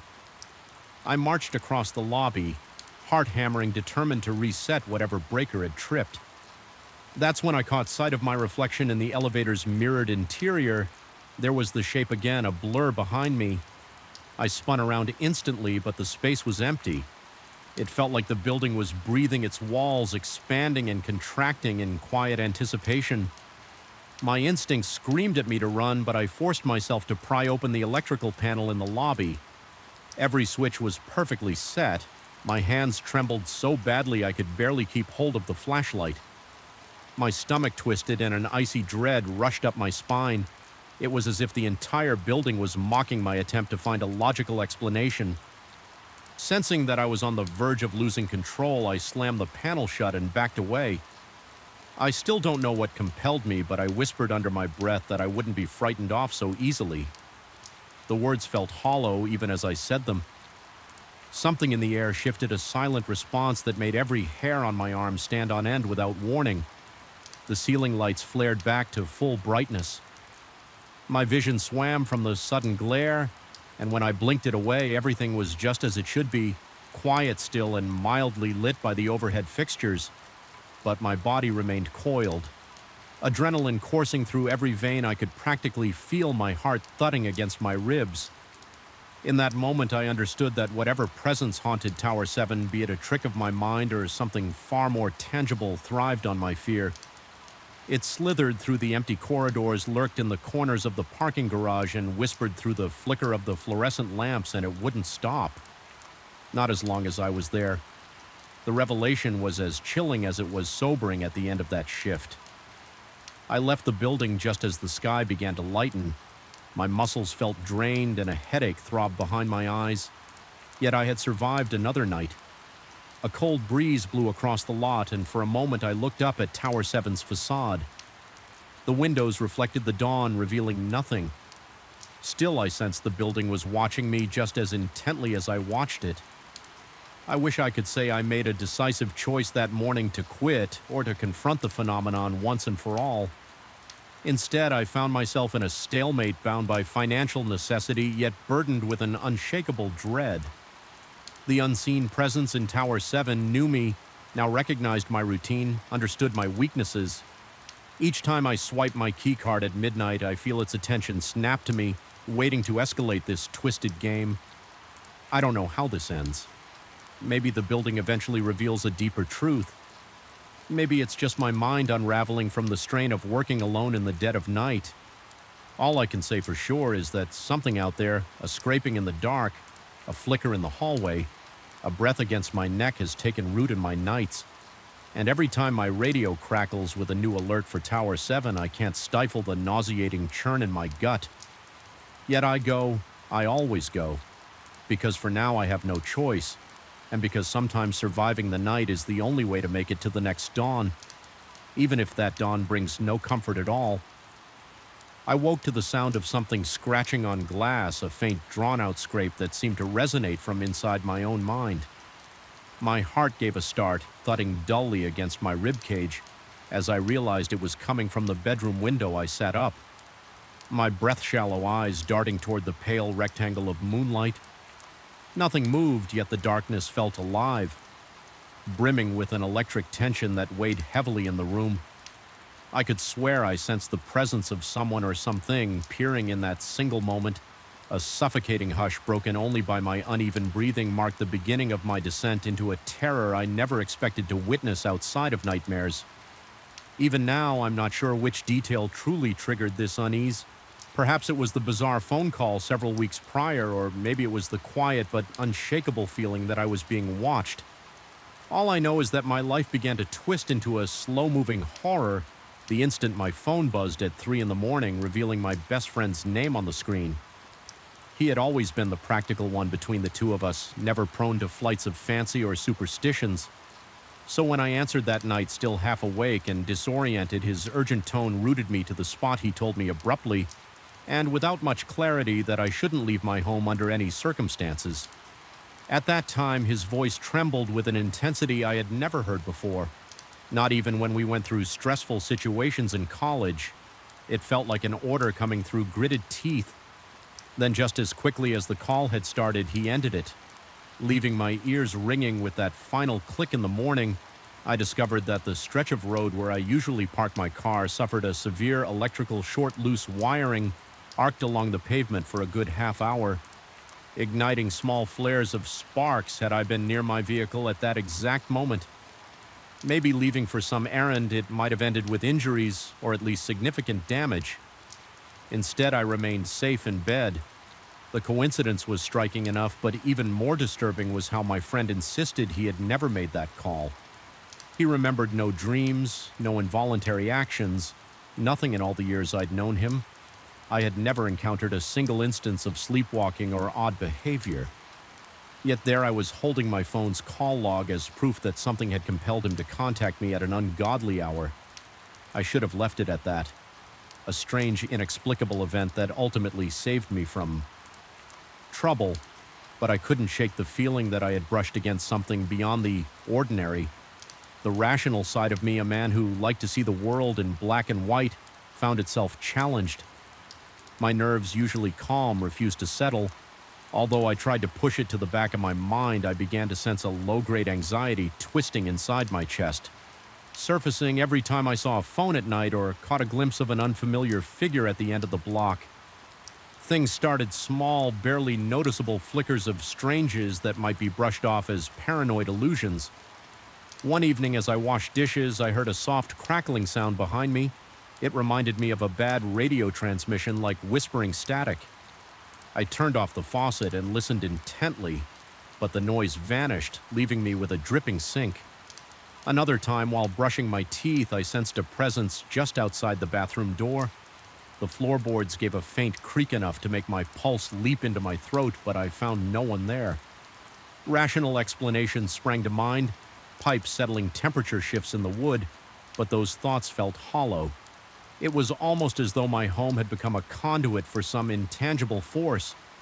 Not long after I started having bizarre dreams in them, I wandered aimlessly through my house, guided by the dim glow of lamps that never fully lit the rooms. The phone would ring somewhere in the distance, its tone echoing as if reverberating through a cave. I would roam from room to room, never locating the source of that persistent ringing. Worse yet, I sensed in those dreams that something stood just out of sight around each corner, tracking my progress, waiting for me to pick up the call. My heart would pound in my chest, a nauseating rhythm that seemed to intensify with every passing moment. I would awaken drenched in sweat, the sheets tangled around my legs, my breath coming in ragged gasps. Over time, the line between dream and reality grew increasingly blurred. The static I had heard while washing dishes revisited me at irregular intervals, always just quiet enough to make me doubt it was real. Some nights I was sure I glimpsed silhouettes in my peripheral vision shadows that disappeared the moment I whipped my head around. Even the reflections in windows began to distort. I might glance at the glass and see my own face contorted by fear, but when I blinked, my features returned to normal. Despite all this, I never felt physically attacked. Instead, I felt systematically worn down by something intangible. My paranoia crept into everyday life, leaving me on edge at work. Coworkers occasionally commented that I seemed pale or jittery, but I dismissed their concerns. I knew how ridiculous it sounded telling them that a single phone call had ignited a chain of events. I couldn't explain the rational side of me. Demanded that I dismiss it too, yet I couldn't. It clung to me like a cold sweat, an invisible film coating my skin one night. I decided to confront the creeping dread head-on. I sat in the living room with the lights dimmed, refusing to let the darkness intimidate me. The intention was to prove to myself that everything was in my head, that I could reclaim control. I had turned off my cell phone, hoping to prevent any unwanted calls or illusions of calls, and waited hours past my heartbeat and occasional thunder in my ears. The longer I sat there, the more oppressive the silence became. The house seemed to breathe around me, walls contracting and expanding in an almost perceptible rhythm. My eyes felt gritty from strain. I must have drifted into a light sleep, because the next thing I remember is a noise, a deep reverberating hum like the vibration of phone static amplified. It seemed to rattle my bones as I jerked awake. Instantly, I realized my phone was on, even though I distinctly recalled switching it off. Its screen glowed with a faint light, and the device vibrated against the coffee table. My heart hammered in my throat as I reached for it, the device's gentle buzz unspooling my nerves. The number on the screen was unrecognizable, a string of digits that made no sense. Yet I felt compelled to accept the call. Something deep in me rebelled at the idea, but some other part of me, maybe the same part that refused to disregard what my friend had done weeks ago, insisted I answer with trembling fingers. I picked it up, the line hissed with static. I could hear frantic breathing, but it wasn't mine. It sounded like an echo of someone else's fear. Bleeding through the phone fast and ragged for a second, I thought I recognized my own voice in that labored breath, almost a reflection of my panic. Then the phone went dead. My heart pounded so fiercely I thought I might faint. I sat there, cold sweat running down my temple, waiting for something else to happen. Nothing did. It was only me and the dark phone in hand, with the house pressed around me like a living shroud. That night I slept with every light on my sense of helplessness noted at me, turning the next day into a disorienting blur. Work offered no respite. I found myself checking my phone obsessively. uncertain whether I wanted to see another call or not. The tension in my chest continued to gather momentum. I didn't trust my own senses. The passage of time felt slower, and a single crack of a knuckle in a nearby cubicle made me flinch. I tried to confide in my friend, the same friend who supposedly called me that fateful night. But he only repeated that he remembered nothing. He looked concerned, told me I was probably under stress, that I should take some time off or visit a professional. I considered it, but I worried a professional might dismiss it as paranoia. Still, the smallest rational part of me clung to that possibility, hoping for some mundane explanation. Maybe it was all in my head, an overreaction to a single strange coincidence, but each time I convinced myself of that, I would sense the static trailing behind me or feel the brush of unseen eyes lurking in the corners in an attempt to take control again. I changed my nightly routine. I forced myself to go for short walks before bed, wanting to soothe my nerves with fresh air. Yet even outside, I felt watched. Streetlights buzzed overhead with a dull resonance, and I found myself scanning driveways and alleyways for any shape that might be following. Whenever a lamp flickered, my pulse instantly spiked, and I half expected to see a silhouette crouched under the wavering glow one evening while returning from such a walk. I passed my car parked across the street. It sat beneath a single streetlight that cast harsh, angular shadows. The vehicle appeared normal, but as I approached, I heard that same crackling. I'd heard in my kitchen weeks ago it emanated from somewhere near the front bumper like static or an electrical hum. I stopped dead in my tracks, my face burning with mounting dread. Then, just as I stepped closer to investigate, the noise disappeared. My skin tingled and the hair on my arms rose in a ripple of goose flesh. I fled inside, slamming and double-locking the door chest, heaving with shallow staccato breaths. The house welcomed me with the oppressive hush I had come to despise. I stood in the doorway panting, scanning the living room for any sign of movement. My phone lay on the table off this time, at least I thought it was. Every time I looked at it, an icy stab of apprehension cut through me. For a few moments I considered throwing it away entirely, but the idea of not having a phone at all felt almost as terrifying. What if an actual emergency happened? What if I needed to call for help? That question settled like a weight in my mind. Need to call for help against what, though an intangible presence, a manifestation of my own paranoia? Part of me wondered if the phone itself was a gateway, some channel for an influence I didn't understand after all. It was the phone call that triggered this entire ordeal, and subsequent calls or static seemed to herald more episodes of dread. Time slowed to a trickle over the following days. My nights became a series of half-sleeps and abrupt awakenings. Each more disorienting than the last, my dreams carried me through silent hallways, the phone ever ringing in the background, intangible yet omnipresent. More than once I jolted awake with my mouth dry, heart hammering. Sure that something was in the room, I could practically taste the fear, bitter and metallic on my tongue. In desperation, I resolved to contact my friend again and plead for an explanation if he truly had no memory of calling. Maybe we could retrace the phone records, dig into any possible error or glitch. Perhaps some automated system or a crossed line had faked his caller ID, leading to all this confusion. The thought of uncovering such a mundane solution offered a fragile hope. So I asked to meet him at his place one evening, a neutral space I hoped would quell my anxiety when I arrived. The atmosphere felt no less suffocating. His apartment was well lit, airy even, but an ominous pressure still clung to me like a second skin before I could speak. He mentioned that his phone bill showed a mysterious spike. Multiple calls placed at unusual hours, none of which he recognized. He explained it calmly, trying to reassure me that we'd figure it out together. Yet as I listened, my pulse kept an erratic tempo. We cross-referenced the call logs, and sure enough, the dates and times aligned with my experiences, always around 3 a.m., always brief that night. I left his place with more questions than answers. My mind reeled with the possibility that something was manipulating our devices, some force beyond my comprehension. During the drive home, the sense of being watched magnified tenfold. The streetlights cast long, pale beams on the asphalt, and each one seemed to illuminate a pocket of darkness crawling with hidden shapes. My headlights revealed nothing but empty streets. yet my heart pounded with the conviction that I wasn't alone. By the time I pulled into my driveway, my muscles felt taut enough to snap. Stepping inside my house, I tensed at the sudden realization that I had neglected to lock the door behind me when I left earlier. I don't know why that realization made my skin crawl. Perhaps I imagined that something had slipped in while I was gone, or perhaps the idea of my sanctuary left unguarded was just too much to bear. Moving slowly, I checked each room, flipping on the lights and bracing myself for any horrifying surprise. Everything appeared in its proper place, yet the dread remained. I sat on my sofa phone in hand, determined to face whatever might come.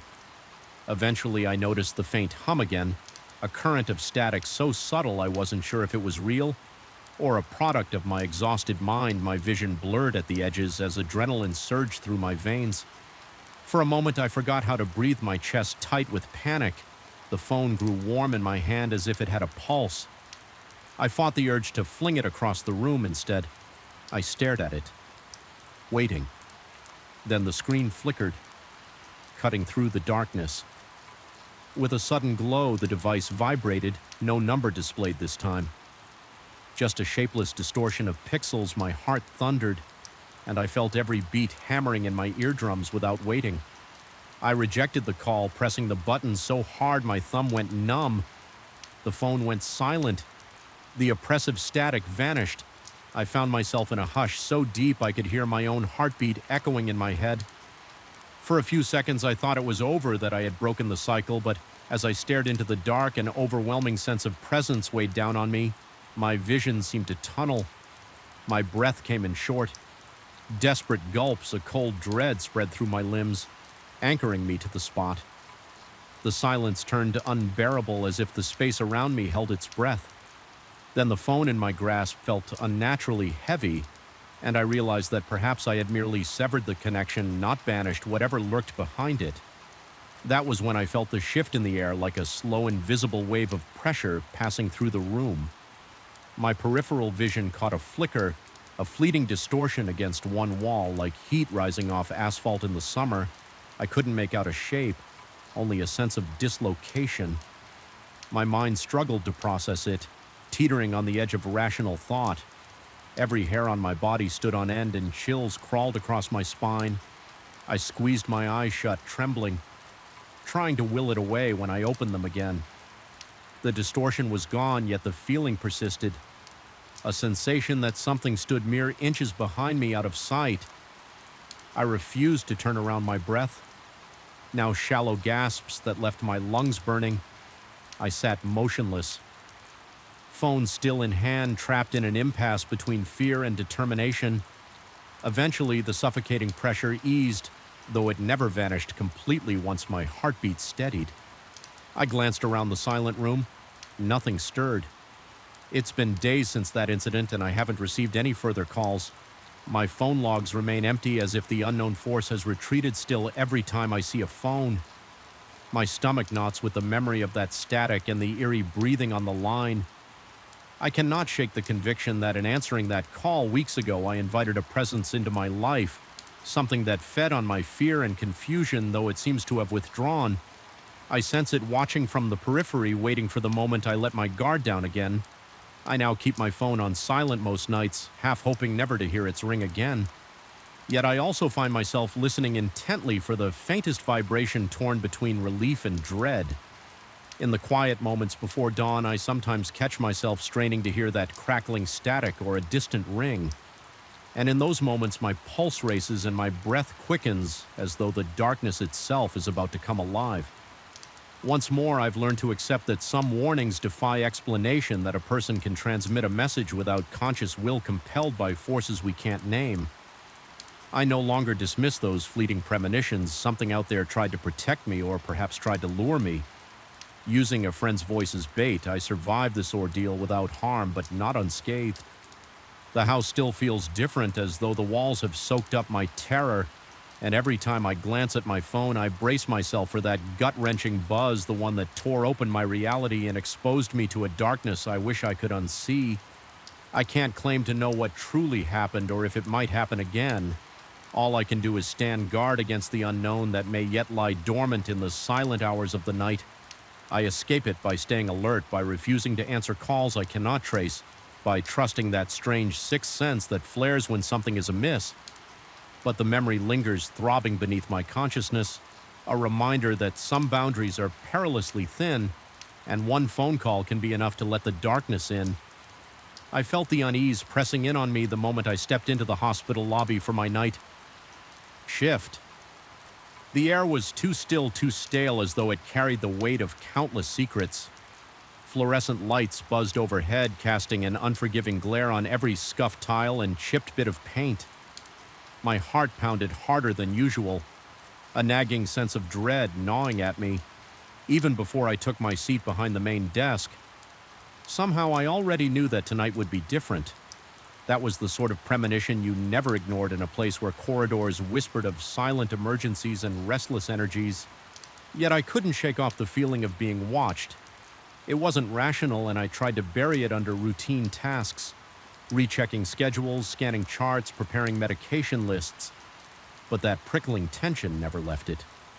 Slid cold fingers across the back of my neck made me hyper-aware of every flickering shadow along the hallway. By the time the clock inched toward 2 a.m, my palms were clammy, and I found myself almost dreading the moment when the automatic doors would decide to do their nightly trick. I first noticed the phenomenon a few weeks ago on one of my earliest overnight shifts. Everyone else had gone, just me at the nursing station and a colleague stationed by the reception area for security. We were the last line of defense for any patient who wandered in any late-arriving ambulance with a non-urgent case. It was a quiet night, the kind that should have lulled me into a false sense of peace that is until the front entrance's sliding doors hissed open. All by themselves, my colleague and I both straightened, fully expecting to see someone. Nothing. We watched the metal frames part wide as if inviting a guest who never showed the door, then closed again smoothly and without complication. I tried to brush it off as a mechanical glitch. We even half joked about it, telling ourselves the sensor must be on the fritz. But then it happened again the following night, and again always around the same time. 2 a.m., give or take a few minutes. Each time I felt something cold flow into the lobby, an icy draft that settled in my gut and wouldn't leave the hair on my arms, would stand at attention. My lungs felt constricted whenever I looked at my coworker. He appeared just as uneasy. Though we both tried to maintain a facade of calm professionalism, neither of us wanted to be the first to admit that something about this was deeply, undeniably wrong. Night after night, the episodes persisted. I tested the sensor repeatedly, even going so far as to stand directly in front of it, wave my hands, stomp around it. Worked perfectly whenever I tried it. The technician we called in examined the door and declared everything normal. No wiring issues, no mechanical defects. The logs for the security system showed nothing. A miss, and the camera footage only revealed the doors opening to an empty sidewalk. No phantom shapes, no drifting curtains or scurrying animals. Just the door opening and closing as though guided by an invisible hand. A week ago, I began to notice smaller details that added new layers of anxiety. At first, they were barely noticeable, the faint sound of feet shuffling just around the corner when the corridor was obviously empty, or the sudden flicker in the overhead lights that seemed timed to my breath. Sometimes the elevator at the far end of the hallway chimed its doors, sliding open for nobody. I would step out fully expecting to find a confused patient who pressed the wrong button, but I always found it deserted. The emptiness made my pulse spike. My breathing grew uneven, quick, as I tried to rationalize each occurrence. Maybe someone had pressed the elevator and walked away. Maybe the building's wiring was old and the entire place was just finicky at night. Still, none of these thoughts provided real comfort. They felt hollow, like excuses I threw at the creeping dread. I couldn't escape. One night, around the same dreaded time, that front door slid open again. A rush of cold air swept across my face, immediate and piercing, as if the night itself had been storing up all its chill, just to unleash it in that moment. My colleague looked at me with wide eyes. He didn't say much. Just a single sentence about needing to check the cameras. I nodded, heart racing as though I'd sprinted a marathon. The dryness in my mouth felt almost painful, and my fingers trembled against the edge of the counter, staring out into the dark, empty parking lot. I thought I caught a glimpse of a faint silhouette, but when I blinked, it vanished. My mind reeled, adrenaline coursing through my veins so hard that my chest ached with every heartbeat. It was as if my body was preparing for a threat that lurked just beyond my field of vision. From that point on, my perceptions became sharper, more attuned to every subtle shift in the hospital's atmosphere. Late at night, the squeaking of a gurney wheel from a distant corridor would jolt me upright. A flicker in the hallway lights had me scanning corners for shapes that shouldn't be there. My own footsteps on the linoleum echoed strangely, as if a second set of feet were following one step behind. Each time I turned, expecting to catch someone in the act, I found only the stale hush of the corridor. The tension was near unbearable, a vice clamped around my nerves, squeezing out any sense of security I might have clung to, and always. That clock marched closer to 2 a.m. One particularly unsettling night, I felt compelled to investigate beyond the lobby. The moment arrived 23 on the dot, and the door yawned open. That now familiar draft swept in. My coworker watched me from behind the front desk. An unspoken question in his eyes. Was I really going out there to look around? I swallowed hard, stepped through those sliding doors, and stood on the empty sidewalk. The chill in the air didn't feel like an ordinary autumn breeze. It felt heavier, as though it carried intent. My heart thudded so loudly I was certain it would echo off the hospital's walls. The parking lot was silent, with only a few cars belonging to staff and a single flickering street lamp in that dim, half-lit expanse. Nothing seemed out of place, no movement, no suspicious presence. But the static crackle of my nerves told me I was missing something. Just out of sight, after a few tense minutes, I retreated inside. Feeling no less unnerved when I returned to my station, I realized the lobby felt colder than outside. The air conditioning was never set that low overnight, and yet a shiver coursed through me the moment I stepped in the door, closed behind me with a soft whoosh, sealing me inside the hospital's hush. Once again back at the desk, my coworker mentioned quietly, looking deeply unsettled, that one of the overhead lights had begun flickering the moment I left, and then stopped the instant I walked back in. That revelation made my stomach flip. It felt like something was toying with us, orchestrating these small terrors to pull us deeper into a fear we couldn't fully articulate as the nights wore on. My sleep suffered during the day. I dripped off for a few restless hours, only to jolt awake from half-remembered nightmares. In those dreams, the hospital corridor stretched into impossible distances, doors opening and closing of their own accord. I'd wander those endless halls, searching for something I couldn't name. Sometimes I heard my name whispered from behind locked rooms, but whenever I peered through the narrow glass windows, only emptiness stared back. Waking up in a cold sweat, I questioned my own sanity. Had I always been this prone to suggestion, or was there genuinely a presence manifesting at the hospital? Feeding on my growing paranoia, part of me wanted to request a shift change to flee from the hours that seemed to warp reality. But my sense of duty and maybe my pride kept me returning night after night. I told myself I was needed there. If something truly was happening, I wanted to be the one who uncovered it. That sense of purpose warred with the dread that made my fingertips shake whenever I keyed in my passcode to enter the staff areas. By the time I was done prepping for the shift around midnight, I could almost feel the hospital itself holding its breath. Waiting for that fateful hour to arrive, I began documenting every incident. I kept a small notebook in my pocket, and whenever the door opened unprompted or the lights flickered in a particular pattern, I jotted down the slow accumulation of notes. Times and descriptions of sensations confirmed a pattern precisely at 2 a.m. The door opened, then smaller. Anomalies would cascade through the hospital lights, and remote hallways would blink in synchronized pulses. The elevator would chime with no calls, and that dreadful chill would weave from corridor to corridor. It was as if the entire building came alive, under the thar of some unseen conductor orchestrating a symphony of fear. One night I thought I heard a voice calling my name from the locked supply closet near the emergency ward. It was soft and distant, but I recognized something that vaguely sounded like my name in the syllables. My gut twisted and sweat dotted my forehead. The dryness in my mouth turned to an acrid taste of panic. Tentatively, I approached the door, hands shaking so badly I had trouble gripping my keycard. I pressed it to the reader, fully prepared to confront something unimaginable. When the lock beeped and I turned the handle, I found only shelves packed with bandages and sterile gloves. Nothing moved or made the slightest sound, yet I couldn't rid myself of the sensation that I had been beckoned there on purpose, that the invitation was part of a larger design to wear me down, erode my confidence as if that weren't enough. The camera footage for that night showed me standing there frozen in front of the supply closet.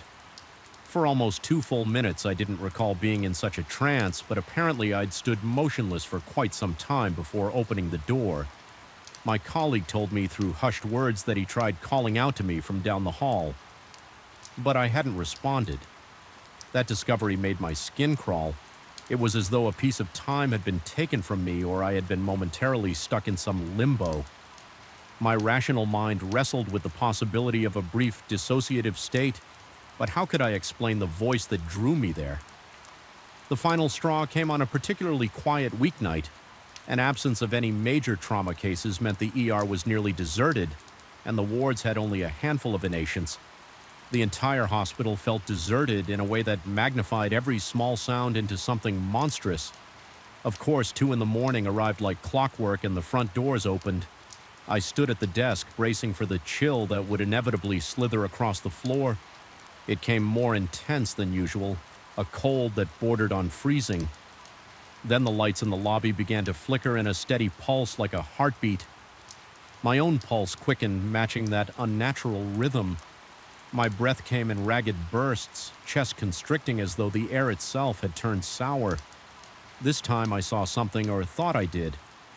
Just beyond the threshold of the sliding doors, a shape not entirely visible, like a distortion in the air, almost a ripple in reality itself.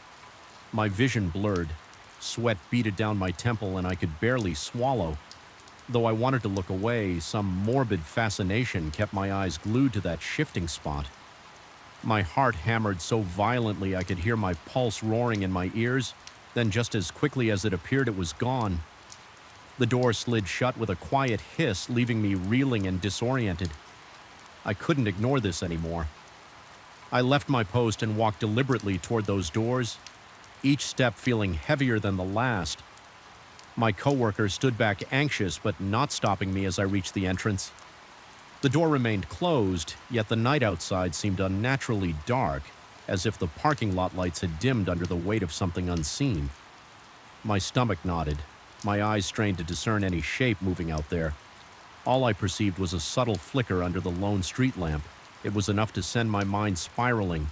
I forced myself to step back, returning to the relative safety of the lobby's fluorescent glow. In that moment, I understood that I was dealing with forces I might never fully understand, something that defied the logic and science we cling to so fervently in a hospital environment. No mechanical fix or sensor replacement would fix this issue. Whatever this was, it had become an undeniable presence that inhabited the hospital at the witching hour, testing the limits of my courage and sanity. I decided I had to confront it in my own way, acknowledge it, challenge it, and then refuse to submit to the terror it brought each night. So the next time the doors slid open on their own, I simply stood there letting the cold air wash over me without budging. My heart race sweat dampened my uniform, but I stood firm. I forced myself to inhale slowly, telling whatever lurked beyond those doors that I would not run. The door stayed open for far longer than it usually did, as if taunting me. Waiting for me to crack my limbs shook, but I remained rooted to the spot, refusing to let the fear devour me after what felt like an eternity. The doors closed, the sense of an eerie presence receded. Though it did not vanish entirely, my coworker and I exchanged a glance that said everything we needed. Without words, we had survived another night, but the hospital felt forever changed in the night since the phenomenon has lessened. Somewhat, the door still opens at 2 in the morning, but the blast of cold air seems less intense, less hateful. I still feel watched, but now it feels more like an echo than a personal threat. I haven't seen the distorted shape again. Maybe it realized I wasn't going to break, or perhaps it's lying in wait for a moment of weakness. I can't pretend to know. What I do know is that I've made my peace with the reality that some things in this hospital cannot be explained away by mechanical glitches or rational theories. I've chosen to continue working the night shift even though each midnight approach leaves a residue of unease coiling in my gut. There's power in standing my ground and refusing to yield to whatever presence roams these halls. Sometimes I still feel it, a brush of cold at my shoulder or a flicker in the corner of my eye that makes my skin prickle, but I stand taller now, breathing through the moment until the fear subsides. I haven't told many people about these events. Mostly it stays confined to whispers between me and that same coworker who has witnessed the inexplicable. Officially, the door's sensor is scheduled for further inspection, but we both know there's nothing a set of tools and a diagnostic test can fix. Here, the hospital has its own secrets, and while those secrets never fully sleep, I've come to realize they don't have to claim me. The door will open again tonight, sure as the clock will strike 2, but I will be here prepared to meet that cold air with steady breaths and a heart that, though it hammers, refuses to collapse into terror. And if there's a presence lingering just beyond that threshold watching through the glass, I can live with that knowledge. It's a fragile truce, but it's mine. The chill in the corridors, the whispers in the supply closet, the flickering lights in the empty hall.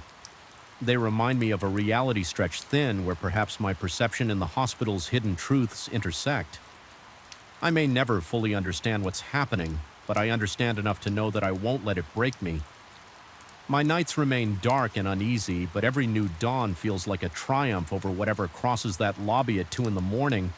And maybe that's all the victory I need in a place that holds more than just the living within its walls.